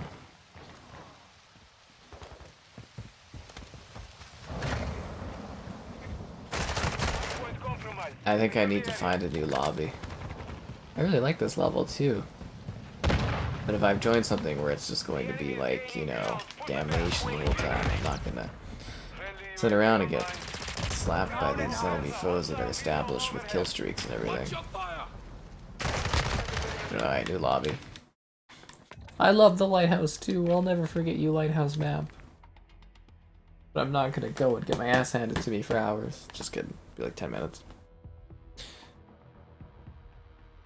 Another change there. I don't know if I could stomach another like watching the Lord of the Rings anytime soon after that game. That was like really brand kind of damaging. I really dislike that game. Like, that was crazy to me that that even exists. It's all because, you know, the son died or whatever, so there's someone else managing all the token estate. Also, it's all going to be public domain soon anyways, Lord of the Rings. It's not too far off. Same with like The Hobbit in Canada at least is public domain now. Yep. Bum, bum, bum, bum.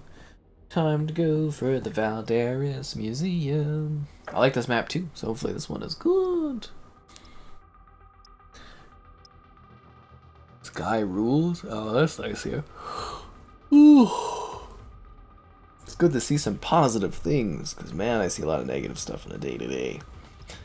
It never ends. Domination. Capture and hold the point score. If only we had like a good new Halo game we could be streaming. Wouldn't that be awesome? Just like a good Halo game to stream all the time. Man. What a bummer. Oh, look, Kevin's on Rainbow Six Siege. Looking for a ranked match. I wonder if I could join him. My goal is to cloud stream with him because I'm missing one achievement for winning 5 flawless ranked rounds or something, matches. So, yeah, I'd like to get that at some point. That would be pretty cool. And him and his friends play that game religiously, so yeah, they might be able to help me out. I think I could help them out too because I've got like a lower level, so or not lower level, but like I imagine I don't have a ranked level, which probably would give them easier matches, I think, right? In theory. So they assume they do seasons, and I haven't played that game in a long freaking time. Securing objective Bravo. Securing Alpha. So are they playing the other team, or what?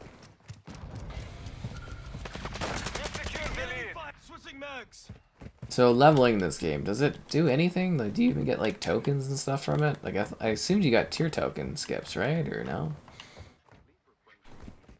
Kind of wondering the point of the level system. And this is like the quietest start to a match I've ever had on here. We are taking Alpha. Enemy is securing Charlie. It's like really weirdly laid back. That's a team. What's your Two back? objectives secure. Get out! Hard right. Hmm.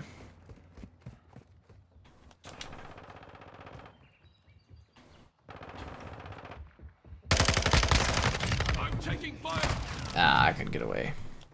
Border crossing? You know we skip border crossing, man. Come on. Get out of here. You know, this is from that other map, eh? I don't remember what it's called.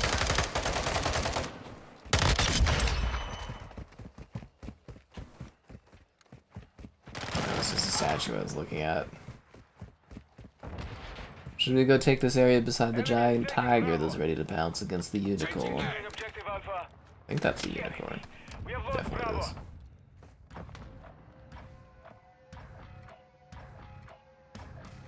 Alpha secure. I'm with you. Good capture, guys. Good capture. That's what I like to see out there.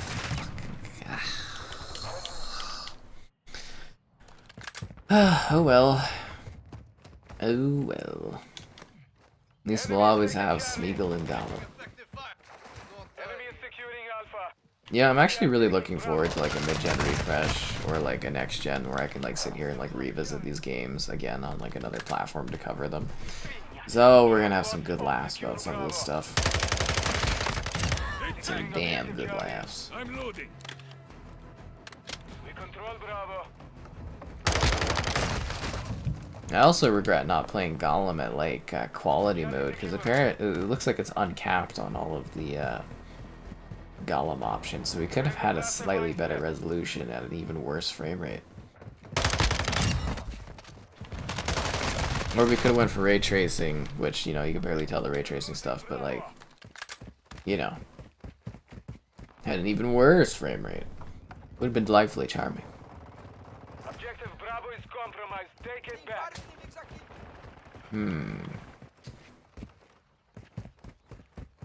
Yeah, it's like strangely quiet, this match. You know what I mean? It's like kind of awkwardly silent. There goes that guy. Securing objective Bravo. We are taking Alpha. Why did the glass randomly We are break there? taking Bravo. Hostile cluster mine deployed. A little awkward, but alright. Objective Alpha secure. That's a teammate. Securing objective Spawned right in front of me, styled me a little bit. What was that? That was like a moving mine on the floor? Or... Maintain the perimeter. Oh, it was on the escalator. Oh.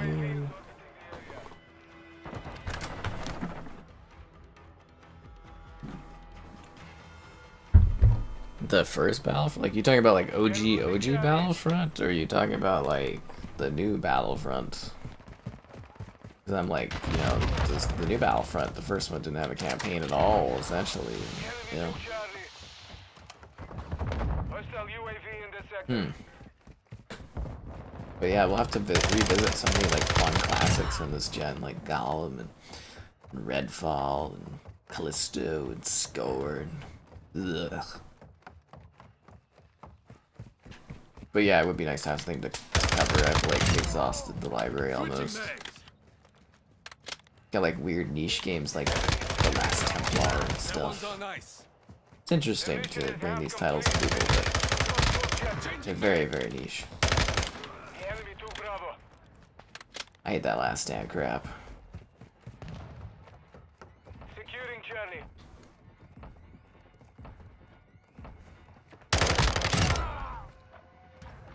We are taking Bravo. That was a good kill streak I had going on there. But now this is another really good map. I wish they would have had this since launch. You know, the whole legal agreements got rid of it from the good old beta days, eh? It's so funny to actually have like a Call of Duty game where maps were held back due to legal agreements for the designs of them. It's kind of funny. Well, another thing I was trying to do was to see if I could get Kevin to download Rainbow Six Vegas 2.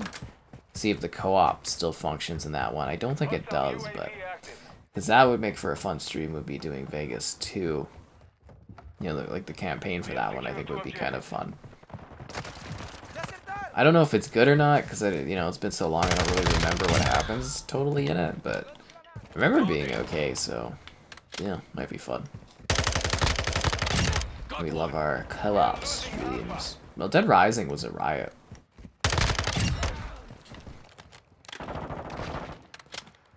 We have lost Alpha. We are taking Charlie.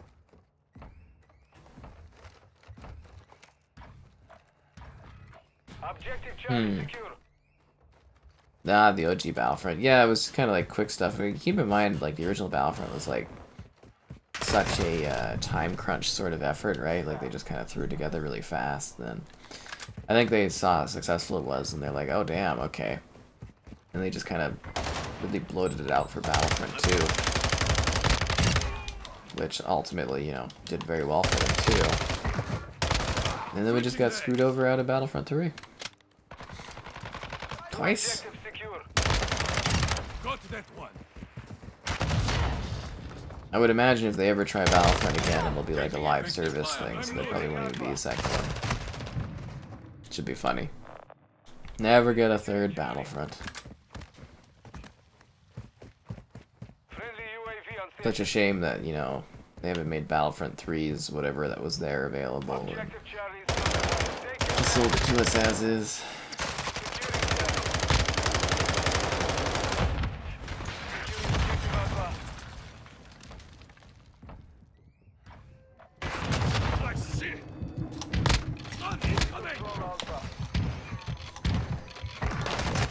Damn it. If you didn't have Last Stand, I would have got both of them. Sucks to suck.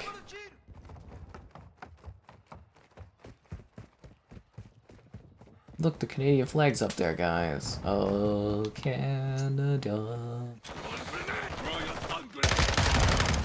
You lose. You lose. Okay. Securing objective Charlie. Such weird things in those. We have secured 2 objectives. Friendly care package in the AO. I think we got the win here, though. Enemy is securing Pretty Bravo. confident.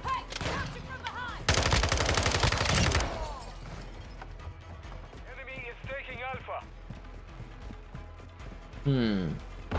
Well, I'd prefer if you guys didn't take Alpha. That would be good. I hope my kid ain't never able to jump up there.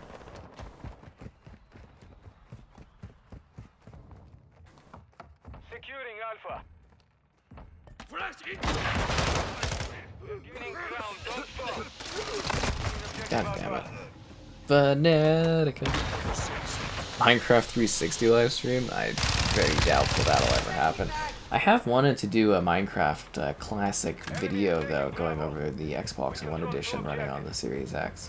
Because there's Minecraft Bedrock, right? But there is that original sort of Xbox One version, and it does run differently. We are losing Charlie. And it does have different features. I thought that might be a fun one. But it is, I believe, delisted, so it's like people can't play it, but you know, I thought it might be cool Secure. Good fighting. for a video at some point. Definitely not the throwback Minecraft, but I'd like to do a Venetica stream. Yeah. I think Venetica would be a lot of fun. Although I don't think the Venetica video was super popular, so I was kind of a little bummed out about that, but yeah, no, doing Venetica would be, I think, a fun stream. Yeah, didn't even crack the usual expected amount, so Venetica was a bit of a... I think it was a bit of a failure on here. Alright, so I've got... Yeah, didn't even really break even on Venetica. Sucks to suck. We'll redo it again in like 5 years or something. It's fine. Okay, so I've got extra tokens. I don't care. Should we try to unlock the skull guy? He's kind of cool. Night War is his name. It's not Ghost, is it? Yeah, well, I guess we'll try to do that. I got all the stuff I want out of the battle pass. I guess it's just kind of mining for extra crap at this point. People still play the minigames? Of course they do. They're pretty fun. V for Venetica. Venetica.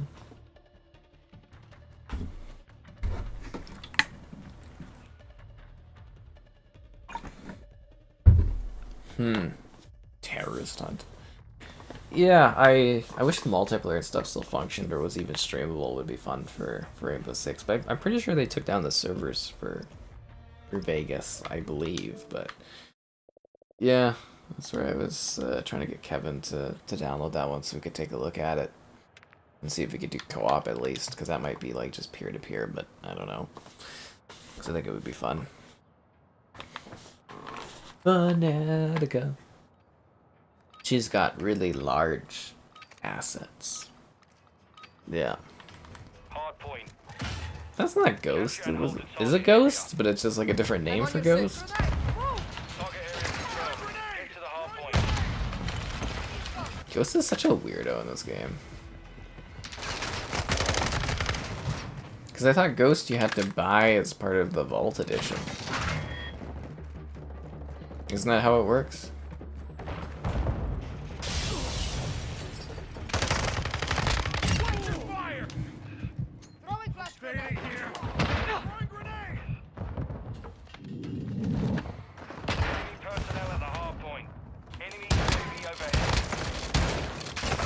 Ah, damn it. I thought my shotgun was going to do a little bit more bullet pen, and it did none. He crowd shot me? Dude. Yeah, they didn't love Venetica. It was such a heartbreaker. Anyways, it's been a while. Be sure to like the stream. Fuck. And subscribing's great. Donations cool. Consider becoming a channel member. Cool perks, emotes, icons, all that great stuff. There's channel member gifting. The Patreon option. Me getting shot in the back randomly from nowhere. There's... yeah, we did the channel member gifting, the Patreon option, the Discord for stream alerts, chat at great times, and dogs. And Gollum. The Xbox Store free link for Xbox Store purchases. Always thanks to those that do use it, because there actually are a lot of people that do. And the Amazon affiliate link as well. Lots of good stuff on Amazon. Are you freaking kidding me? He just baned me? Oh wow, it's 6-on-3. Okay, new lobby. I know I'll lose in battle when I see one. I saw it coming. Yeah, but usually I'm trying to get like these older games to at least get an X amount of views so that they at least break even on their cost. Yeah. That would be pleasant. Let's see, did I make money back on First Templar? Broke even on that one, I think.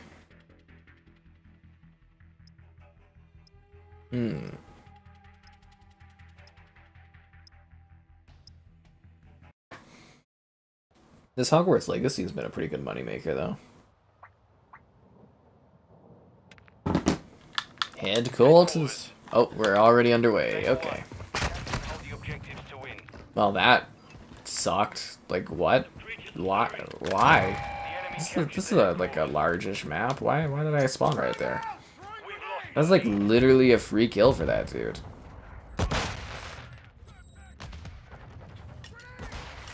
Are you kidding me? With these flashbangs, man.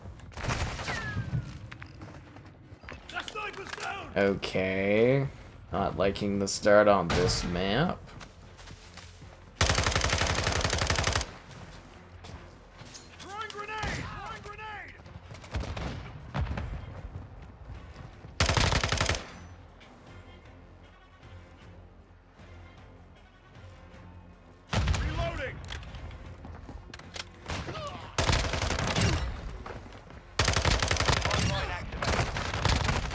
Why is that guy hopping? Oh, he's a bunny. That's why he hops. That's hilarious.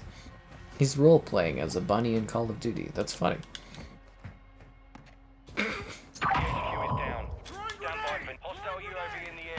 So, whoa, they held the whole headquarters? Wow. The whole headquarters. They held all of it. That's insane. Because when you die, you don't respawn when the headquarters is active. That's crazy to me. I think this is a lost lobby too. Okay, let's try again. Wow, man. Crossfire X. Sadly, PlayStation stole Crossfire from us. The recent interviews. Oh, I'm glad you enjoyed them.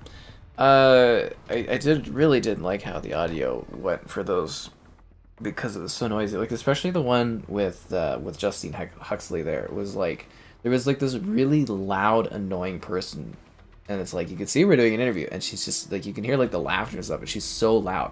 Like I went and I added closed captions at least to Huxley's thing, so hopefully those show up as actual closed captions soon. But yeah, it drove me crazy. I was just like, because it's like I try to get the best audio I can, and even if I got like a special mic or anything like that I'd have to drag around, I still don't think the audio would have been good because those people are so loud.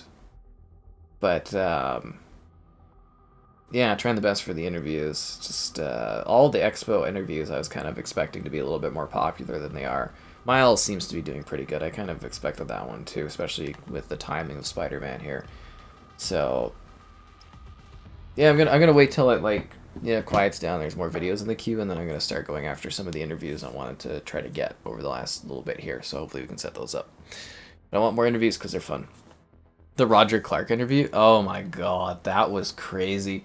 So like these ones, they were in a busy area, and it's a newer phone too, so the audio's better. But like the Roger Clark one is like, if you've ever been to like an expo or a convention, imagine having the convention stuff right there, and then like literally the booth with the people is like just right, because it was like COVID kind of, so it was like hilariously enough everything was really packed together. So like yeah, that Clark interview was just like, it was so loud because there was so many people there. At least for the Expo ones this year, it was like a segmented area. Like it was still busy, but it wasn't like main like routes of where people were walking. You actually had to have like, you know, going in there for like autographs and stuff. So like it wasn't as bad as an area, but man, that was terrible. I'm expecting, I don't know if it's gonna be next year or the year after, but they're redoing, oh piss off. We're getting a new, it's called the BMO, is like our convention center stuff. It's by our Stampede, and they're redoing it. Like they're completely revamping the whole goddamn thing. It's been under construction for a few years now. The new building looks kind of dumb, but like the show floor is just going to increase greatly. So I'm hoping that will create an atmosphere where I'm able to get less noisy interviews. Needless to say, yeah. Because, like, yeah, it bothers me when the audio is not perfect, but you really get what you get. And they don't allow you to, like, move anywhere or go anywhere else with the interviews. You're literally stuck with what you get. You're like, you get 5 minutes. You're supposed to only get 5 minutes. And you just gotta make it work. You don't get a setup. You don't get, like, tripod space. You don't get, like, anything. You gotta do it on the fly. Same with like the interview questions, like I make those up when I'm there. I don't get any like prep work for them. I don't get anything like that. When we're doing like an interview that like, you know, is my more intensive professional interview, you know what I mean? Like the usual stuff at home. Yeah, you know, I've sat there and I've written out questions, I've created responses, I've got, you know, everything mapped out. Whereas at the convention it's like, can we do this interview? And they're like, oh, we'll check. Okay, yeah. And then you go and you do it. And that's like, yeah, that's just how it works. You don't get to think about it. You don't get to set things up. I have like a 30-second walk to like pull up their IMDb page and see what they've been in, so that I can ask like relatable questions. And that's it. Seriously, that's how it works. So all those questions and stuff are just like just on the fly. But like interviews are pretty easy for me. The voice actor is Arthur Morgan. Okay, thank you. I always mix the two up for some stupid reason. Yeah. You were enjoying the XP of what? You hate the COD bunnies. What XP are you guys getting? Okay. Is there XP for chatting on the YouTube stuff? I keep trying to recommend, what is it? To YouTube for them to do like battle passes. I think would be awesome. So send feedback to YouTube, because like I know a lot of people like, oh, YouTube doesn't listen to feedback, but like on stupid features for that like send feedback option, like for community tab and stuff, they definitely do. Like there's been numerous ones I've submitted where it's like they actually deploy that. I did that in my monetization survey too. They wanted a survey thing about like where they should take monetization. And I'm like, they should do like a battle pass on YouTube for like, you know, creators. I don't know. We'll say like, I think I suggested like quarterly you could create a battle pass of like perks or something for YouTube. People could unlock it by like watching stuff or interacting on things. I thought that would be a good idea. Then we could sell battle passes. The sky pass. We could have ridiculous seasons. It would be so funny. But yeah, because I'm like, everything's doing battle passes these days. I also keep pushing for them to like sell emote packs. I think that would be nice. You know, allow us to have like an emote pack you could buy instead of having to be a member to have emotes, because I'm sure some people don't want to always do the recurring membership thing and they'd rather just have emotes that they can own, but you know, we'll see what happens there.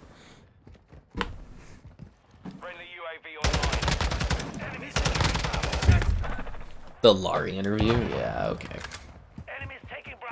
I'm sure that's going to be quite of intrigue to the niche amount of people that just watch the live streams. Like, you do know there's like it's just kind of like a section of the channel that engages with the streams, right?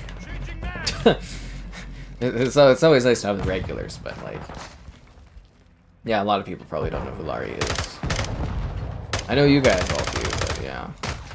It's like when we do the poll on the chat and it's like, who's your favorite like guest? And it's like Kevin, Mitchell, Joel, and it's like people literally will be like, who are these people? And I'm like, you know, Mitchell once in a blue moon, Joel once in an even bluer moon at this point, and then Kevin, it's like, you know, we have Kevin frequently on, but yeah, there's like a divided subsection of content viewers and consumers on the channel, which is interesting. Yeah. Huh. But yeah, I am attempting to get more and more interviews and stuff, because they're fun for me. I like doing them. I like conducting them. And B, they are like exclusive content that I can produce, and you know, no one else is gonna. Well, there might be a few people, but like it's not like, oh, you know, we're doing a review of Gollum and there's like a bunch of other people competing to do reviews and videos of Gollum. You know, an interview is like an exclusive sort of thing you can get. Which is why I like doing them. And the more interviews you have, the more you can show off and be like, hey, here's a list of all the interviews I've done. Pretty cool, right? And, you know, that entices more of them to come and do it. You just create, like, a rolling sort of selection of, you know, basically. Yeah, that's why I created, if you guys didn't know, I have a voice actors, like, or I think I call it a video game performers playlist. And I'm trying to bolster that so that I can be like, it's like a portfolio of options and being like, look at all these other people I've interviewed. Why would you not want to get interviewed on this channel? And yeah, that's a lot of how business works, is creating like a portfolio of stuff to showcase what you can do and be like, see, I've got this going. Anyways, that's the goal. And then I'm sure if you get a certain X amount of subscribers, you can basically get any interview you want, which would be cool, because then we could set up some sweet stuff. Still wanted to nail an Xbox interview, but like I said, I haven't. Really, I don't know how things are. I think they don't really care at all. So, yeah, I could probably push for one. I was thinking when I get the 100k subs, I might be able to push for an interview with someone. But what I really want to do is interview someone on the backwards compat team, because I think there is questions that have just not been answered that I'd love to know. Yeah, a lot of questions for that team. Oh, slaughter. You really pulling out the fray? Who was that one random lady that Supa kept pushing, though? Memberships already have perks. They do, but it's like a different type of perk. Because I would assume if you do like a battle pass, it would be like a permanent perk. So that's what I'm saying, because I'm like that too. Like, I love to like specifically, when I do an exchange of goods, I like to have something. Whereas like a lot of subscription stuff is like temporary in that. So I think some people maybe don't go for memberships because it's like reoccurring or you can't get it on some devices. Where if it was a one-time purchase thing, you might be more inclined to go that route. That was the idea behind that concept. It's the same idea as why they have like, you know, battle passes for like consoles and stuff. It makes money, right? But it's also gives somebody something to do while they're doing whatever stuff on the channel. I don't know, maybe it's a dumb idea, I have no idea, but I think it could be cool to try out and see.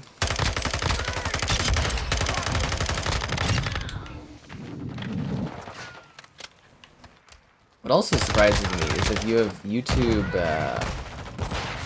what do they call it? YouTube Plus or something? You know, the YouTube where you don't have advertising? I'm surprised they don't give you like a free monthly, you know, like membership gifting or something. Because Twitch does that, right? If you buy the Twitch whatever thing, you get like a free gift thing a month or something. At least I think that's how it works.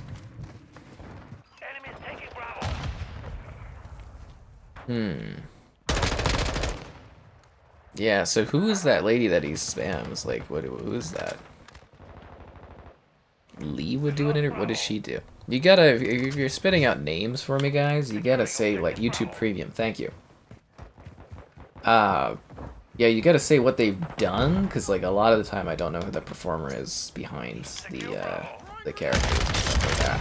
I think one of my goals was, I was gonna look at doing somebody from that Star Wars game, and I think I was gonna try to try to go for the Zelda one again, because I did get a reach out from them. I have this one company, this one email, they kind of like, hey, do you want to interview this person? And I don't really hear back from them, so I'm gonna try to push on that, maybe see if we get Zelda, would be great. I think that would be a nice one. Yeah. You know, so just always trying to find unique, fun, good content for the channel that is relatable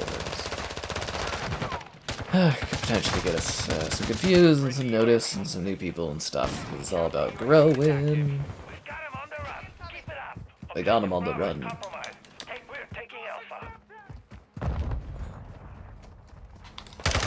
Oh, you're a teammate, okay.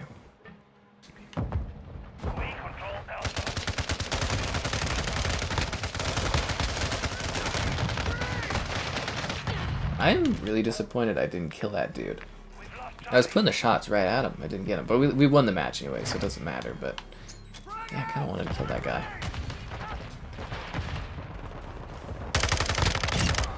I got that guy. Last second kill too. Nice. That's what I like to see out there, guys. FPS boost? Man, we haven't had FPS boosting in like 2 years. Female V in Cyberpunk. Oh. It's a little untimely, but I could maybe try, but that's pretty untimely. I doubt you still want to do it so many years on, but yeah. Maybe. Yeah, just throw it in the Discord and I'll take a look at it, because I'm going to do some emailing of that. Oh, look, it's Larry. Right around the same time as Slaughter. Are Slaughter and Larry one? Whoa. We have so many theories here. Steel Carcara.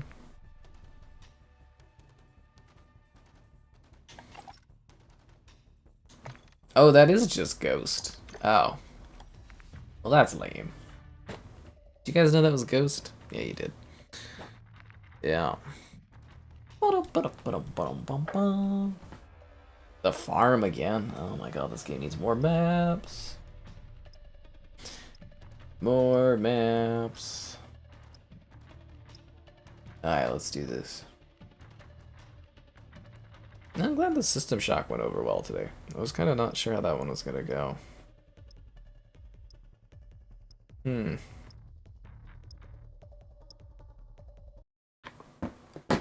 Gotta make the money. Let's do this, guys. And I'm really trying to stock up too, because I've got one of my GICs is ending. Well, I don't know if is it a GIC, this one? I've got something ending at my bank on, like, I think July, mid-July.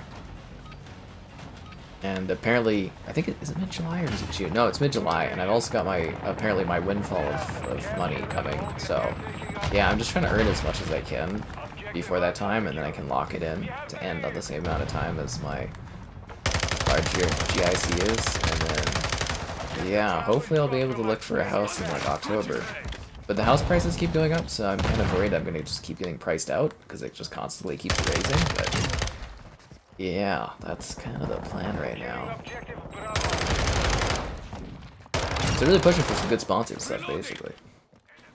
And as I said, we're gonna have fun with the Secret Agent game tomorrow, which is a sponsor stream where we literally just get to play the game and have fun. Those are my favorite sponsored ones, where it's like I don't have anything to specifically talk about or showcase, and I just play the game. It's a novel concept, but it's fun. It really is. So that should be delightful. And that should be tomorrow, unless something randomly new and exciting comes up that I have early to show you guys, but yeah. Interviewing Major Nelson. I would love to do a Major Nelson interview. Yeah, that would be really cool. Yeah. I don't know what I would ask him, but it would be a fun interview to do.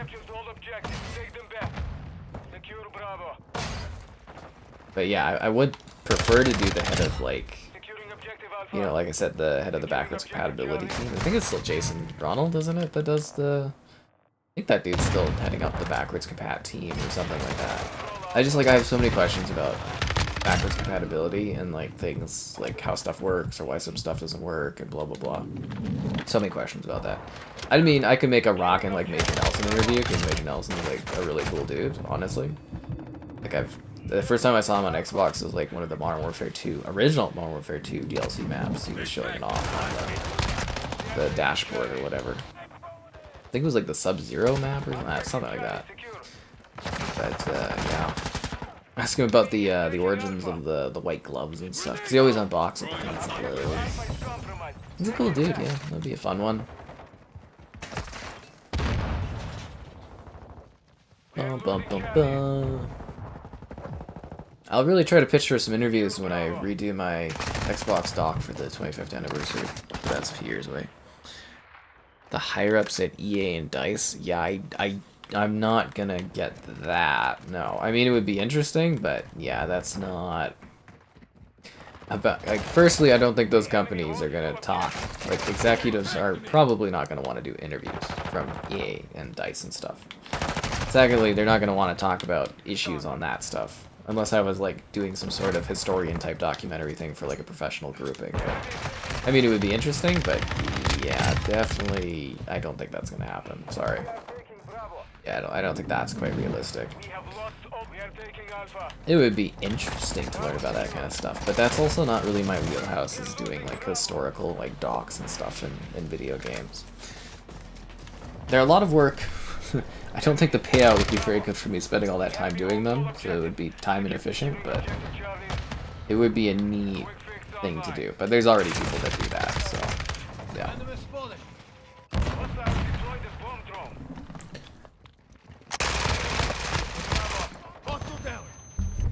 I bet Laurie would like that interview, wouldn't ya? Likely to be promoting Phantom Liberty, so timing could be... You're very right. I keep forgetting there's a goddamn Cyberpunk DLC coming out. Oh. You guys, that's a very good... That was Vaylander, right, that said that. That is a very, very good point. Because, yeah, Phantom... Yeah, the DLC is coming for Cyberpunk. Oh my god, okay. Yeah, no, that is really good. I don't know how we would line that up, because I don't think they'd allow her to talk about the DLC, because, you know, don't want to spoil things, but no, that is very, very smart. That is an angle I did not think of there. Very, very good. Yeah, that would make a lot of sense. You could actually pull for some other Cyberpunk people too, because the DLC is coming out. Yeah, good, good, good, good. Throw a note in the Discord again, because, you know, I'm likely to forget everything, because, you know, I get tired, but, yeah, no, that is a good idea. Very clever.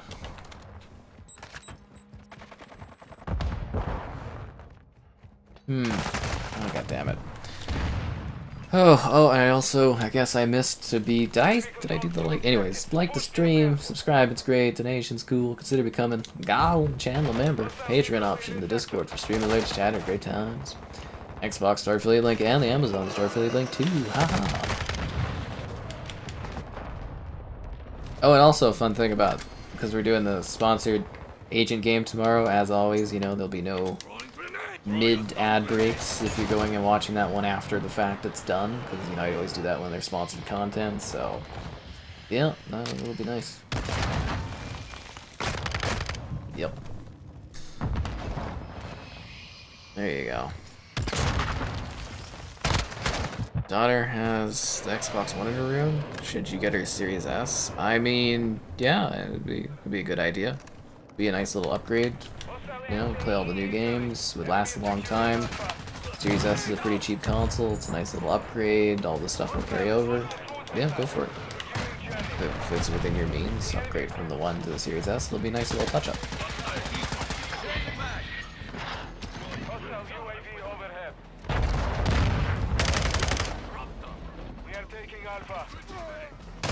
Okay, what happened to our team? We were... Oh, never mind. We're down by half the points. We were never doing well. My bad. I thought we were okay as a team. I didn't realize it was that bleak.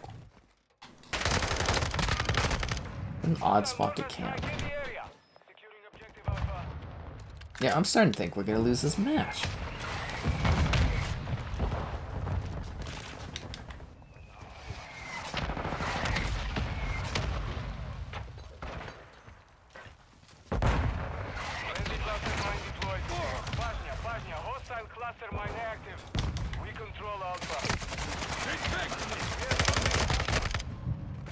Does that guy not have to stop and reload? Okay, so my team somehow got progressively worse as this match went on. That's lovely. All objectives. Okay.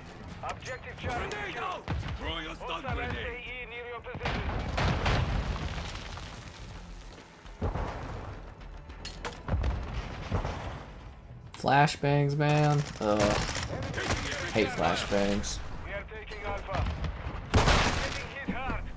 Will it make the power bill go up? I'm pretty sure the Series S has better wattage. Yeah, I don't think it would make your costs go up. I think the wording is, I think the Series S is more energy proficient in comparison to the Xbox One, actually. Besides, if you are going for like console gaming, a 1S to the Series S would be such a negligible difference in like the amount of power it would take, but I actually do think the Series S is more power proficient in comparison to the Xbox One. Yeah. You can go look up the stats online, but I'm pretty sure it is. They also have this new feature where you can like make your console more ecological or something too, and it uses even less power. So if you're into that, you can. I think it's on by default now or something. I don't know.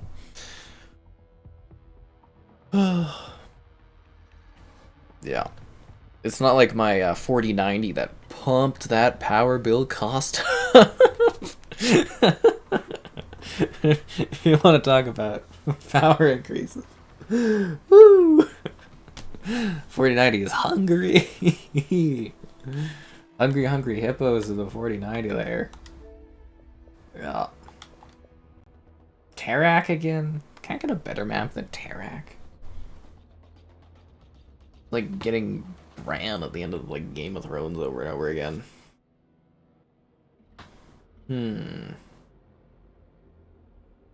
Taraq. Ugh.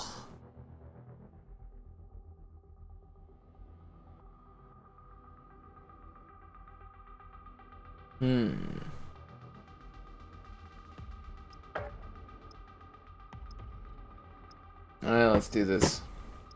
Let's get down to business, guys. Yeah, okay. Well, yeah, okay, me. Yeah, okay, you guys. Huh. Taraq? I hate Taraq. I hate everything Taraq stands for.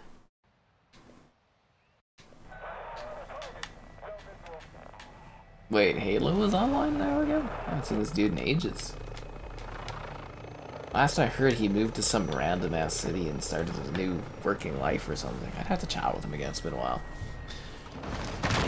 Ugh. Alright, let's go squad. Taraq. target area. That was an unfriendly start to this match. Okay.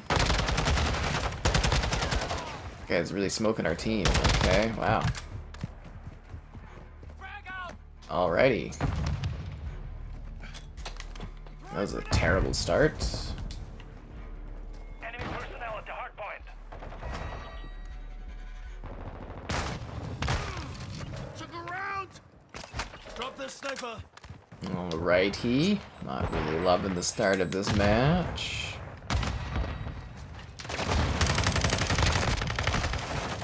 Thinking I need to find a new lobby. Getting pretty close to feeling that.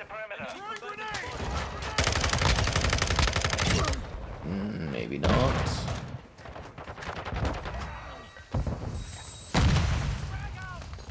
Hardline activated.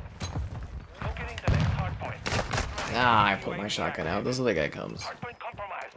Secure the area. Well, the Series S is definitely a budget thing. Just making the series, like, the whole point of the Series S is they're easier to produce, less costly to produce, and you can get them everywhere at cheaper and cheaper prices. So the idea is somebody that won't buy a fully priced next-gen console will buy a Series S because it's more affordable. And the casual market, the Series S is about increasing market share. So just because you don't think the Series S is good for you because you want more performance and blah blah blah, that's fine. But the Series S is very good for, it's actually one of the smarter things I think Xbox has done, is attempt to cash in on a more casual audience at a cheaper price point for them. I think it's a very, very smart tactic, and I think by the end of the gen you'll see that they have sold a lot of Series S's. Yeah. Ow. But it is funny that there is apparently, according to some surveys, a lot of people still waiting for literally a Series X, and they don't want a Series S at all. So that is fascinating too. I heard a lot of people bought a Series S just to wait until they could get a Series X. And I heard that as in, read so many comments from people that said that since the launch of these consoles. That is fascinating too.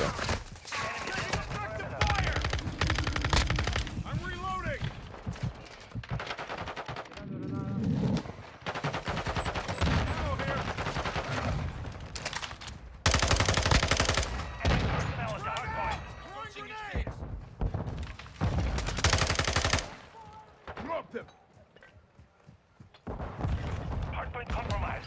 Secure the area. Hardpoint relocating. Stand by. Dropped him. Got him. Enemies inside the perimeter.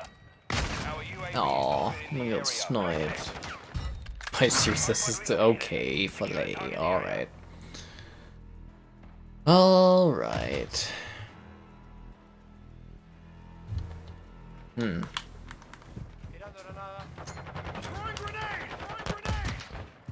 I'm just curious to see if we will get those mid-gen refreshes here, or what's going on there. So I'm wondering how that's going to impact the price points for these platforms going further. Because ideally you'd want to sell your consoles as cheaply as you possibly could in order to get more people buying your consoles, so you make the money up in software and, you know, stuff like that.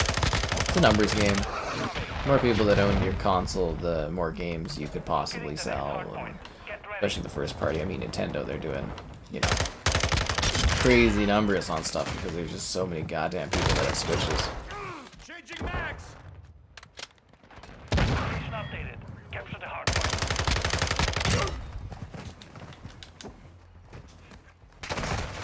Yeah, a little about attach rates and market ratios, all that stuff. You know how it goes.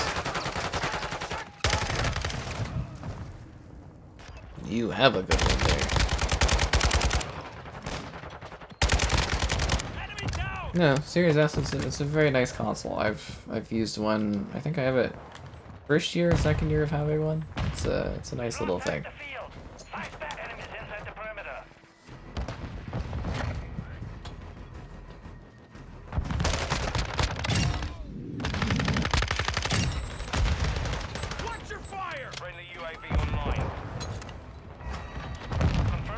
Like I said, if your kid's got anything from their Xbox One, it all just carries over instantly.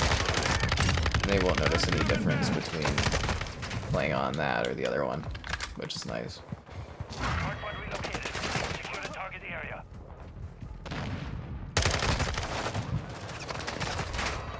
What did you say? Did you say you had a daughter or a son? Enemy personnel at the hardpoint. Hostile destroyed. Oh, your daughter. Pick up Calico. This game's adorable. It's great for the young girls. That's my game recommendation to pick up too if you haven't already played it. I think it was a Games with the Gold a while back, but yeah, Calico.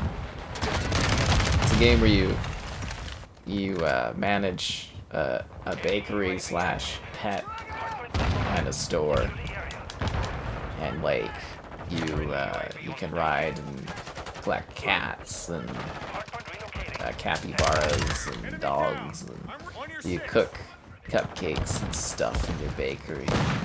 Calico. Yeah, it's adorable. Target area updated. Move to the hardpoint.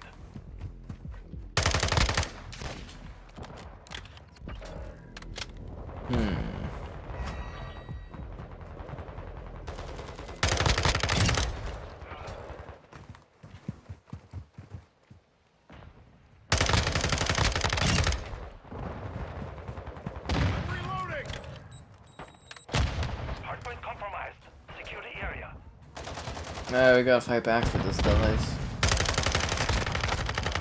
This is where we make our comeback. Just kidding. Got your back. Throwing grenade. Throwing grenade.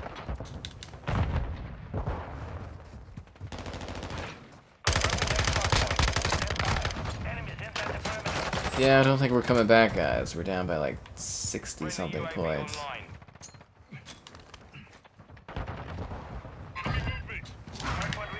Secure the target area.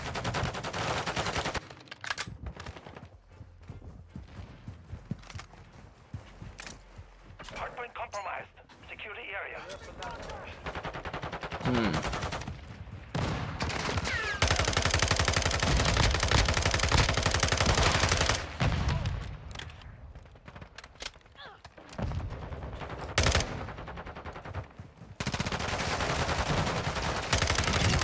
That guy trying to do dolphin dive in the middle of the open to escape. That's never gonna work for you, man. Stupid ass SAV killing everybody. I hate those guns. Frag out. Throwing grenade. Incoming. Hardpoint relocating. Enemy personnel at the hardpoint. Can't see anything. Throwing flash grenade. Target's dead. Location updated. Capture the hardpoint.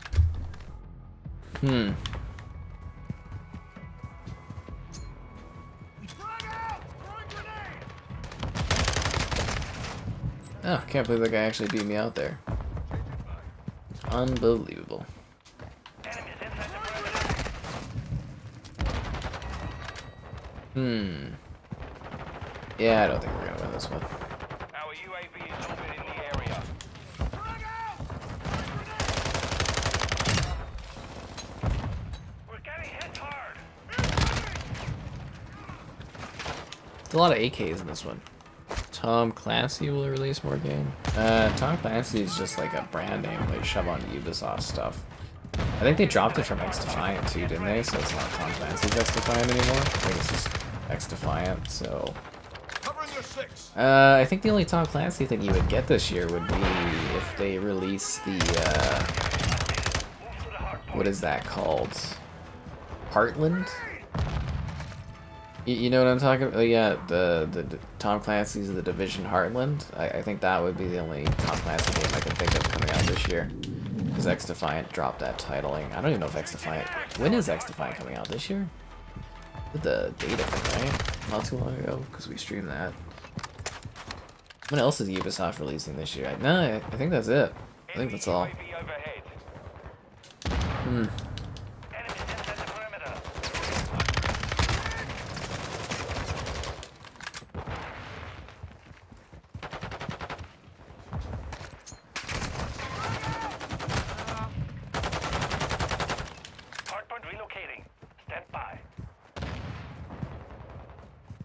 Updated.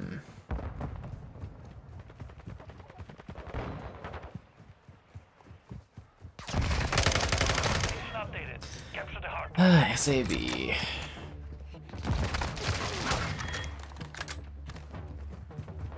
I know that gun icon anywhere.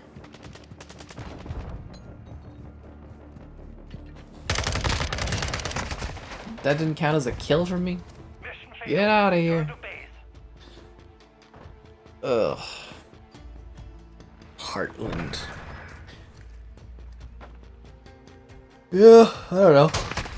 Well, Heartland's good, but I'd rather have like a core divisional game, because Heartland's, isn't that like another one of those extraction shooters or looter shooters or whatever, so I don't know. Probably be good for streaming and that, so we'll see how that goes. I like the Division 2. Did I get enough for a battle pass? Okay, guess we're gonna go do another match then. I'll be sure to like the stream. Subscribing's great, donation's cool, all that other stuff. Yeah. Guess we're going for that last battle pass token, aren't we? So close, but yet so far. Battle pass. The thing that makes you play a little bit more than you thought you would.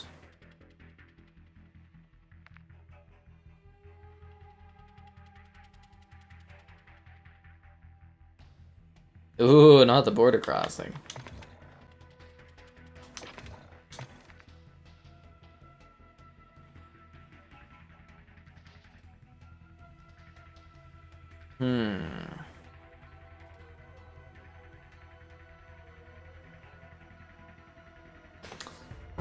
Anyways, lobby.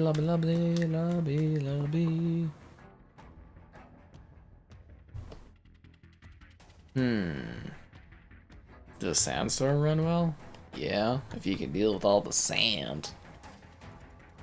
If you can deal with all the sand. The hatchery again? Oh my god. Okay, whatever. So 13,300 COD points. Man, I wish they didn't screw us out of being able to get that better tier of like battle pass unlocking. Objective Bravo secure. Yeah, roger that. Domination. Capture and secure the objectives. Double XP. Remember when this game was so popular that they weren't doing any XP events in the first season?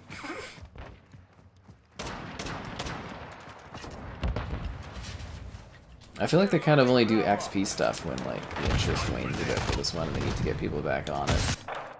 It's like a tactic. Objective Bravo is compromised. Take it back. Throwing grenade! Oh, I joined a progress. Okay. Enemy is taking Charlie.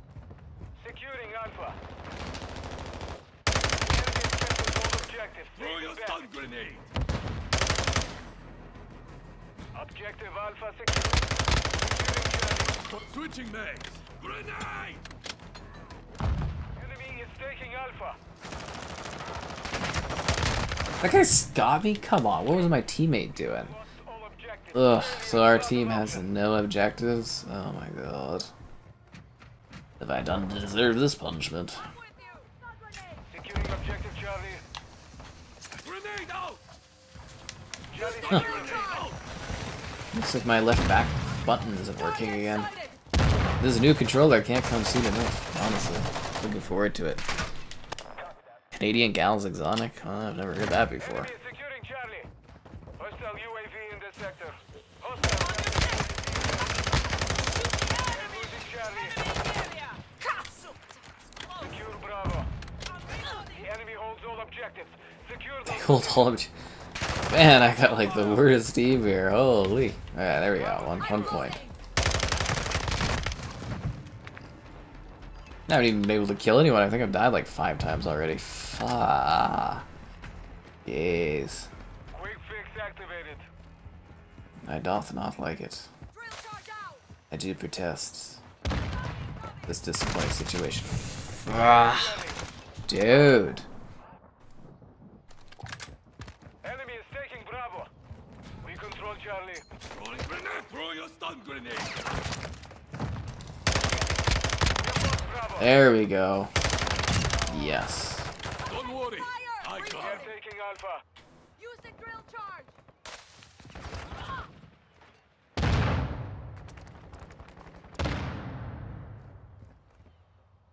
Hostile UAV active.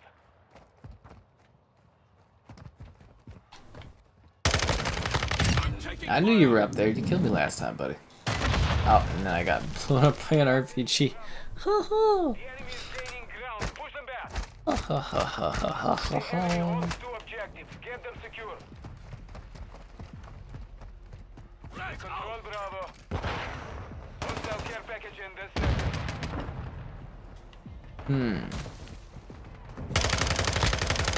What was the point of what that dude just did there? That was so weird. Why did he do that? Objective Alpha.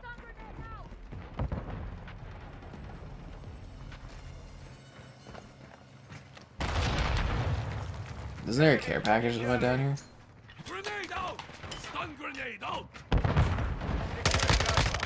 Contact! Objective Charlie is compromised. Take friendly cruise missile approaching Tarq. We control Alpha. It's where we make our big comeback, guys. Just kidding. This is a lost match. Covering you.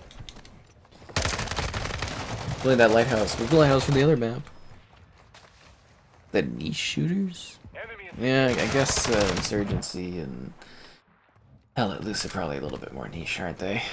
There's like enlisted and stuff. No, I get it. Is that a playlist I need to do? Top 10 niche shooters.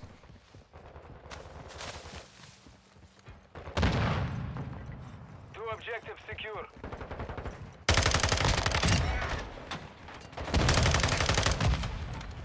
Securing objective Charlie. Stun grenade! Oh, why didn't my shotgun shot get off? That's disappointing. Now we're capturing all 3? What is this? All objectives secure. Is our team making a comeback? Did our team get good? Suddenly? Is this Elden Ring? Just kidding. Enemy is securing Alpha.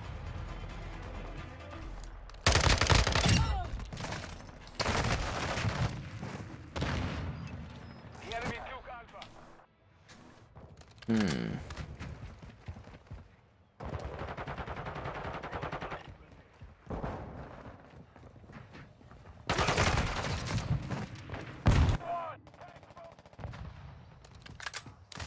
Securing objective Alpha.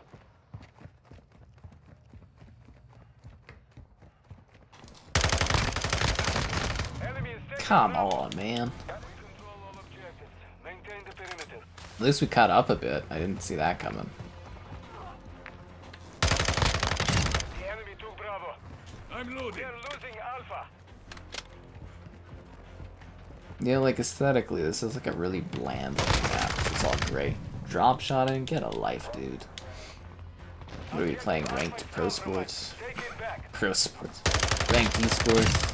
We dolphin dived into that shot like an Enemy idiot. is securing Charlie. Securing Alpha.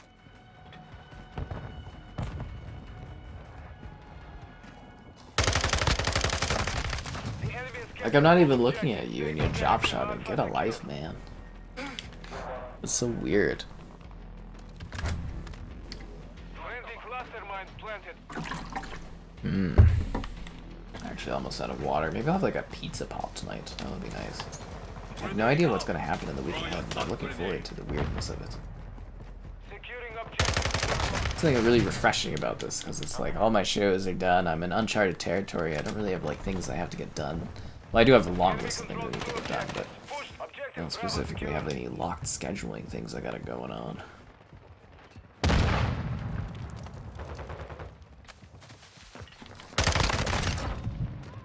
Should I have drop shotted after shooting that guy? Should I go for C?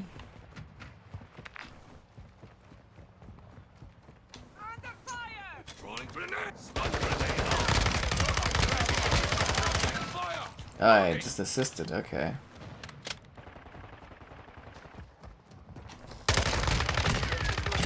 Sniper Double kill. kill. Reloading! Covering you. Enemy is securing Bravo.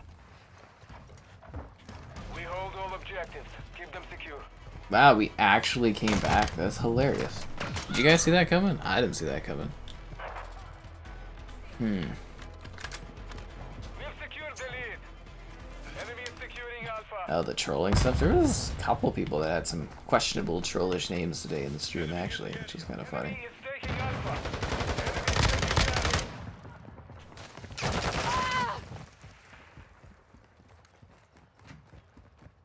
Charlie. We have lost Charlie.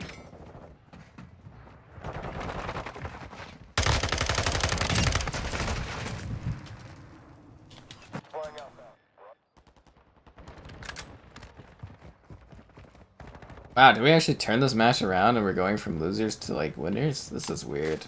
Grenade out! Throwing a stun grenade! This feels wrong after how this match started.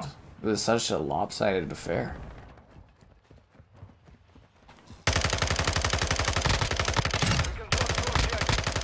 Objective Bravo is compromised. Ah, shouldn't have kept running. I should have shot.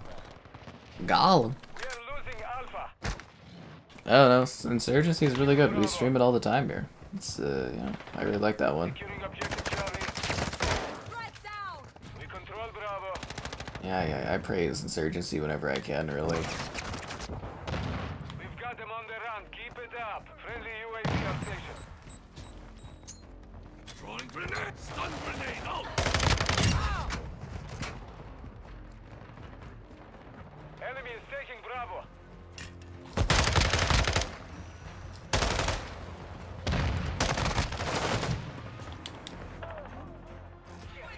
Lost Bravo. Nice. That was a good win, guys. That was a damn good win. I was very pleased with that, actually. I mean, it only went -2, which is amazing considering how much I was dying at the beginning there. Wow, we really came back on that. Damn. I did not expect that. Okay, let's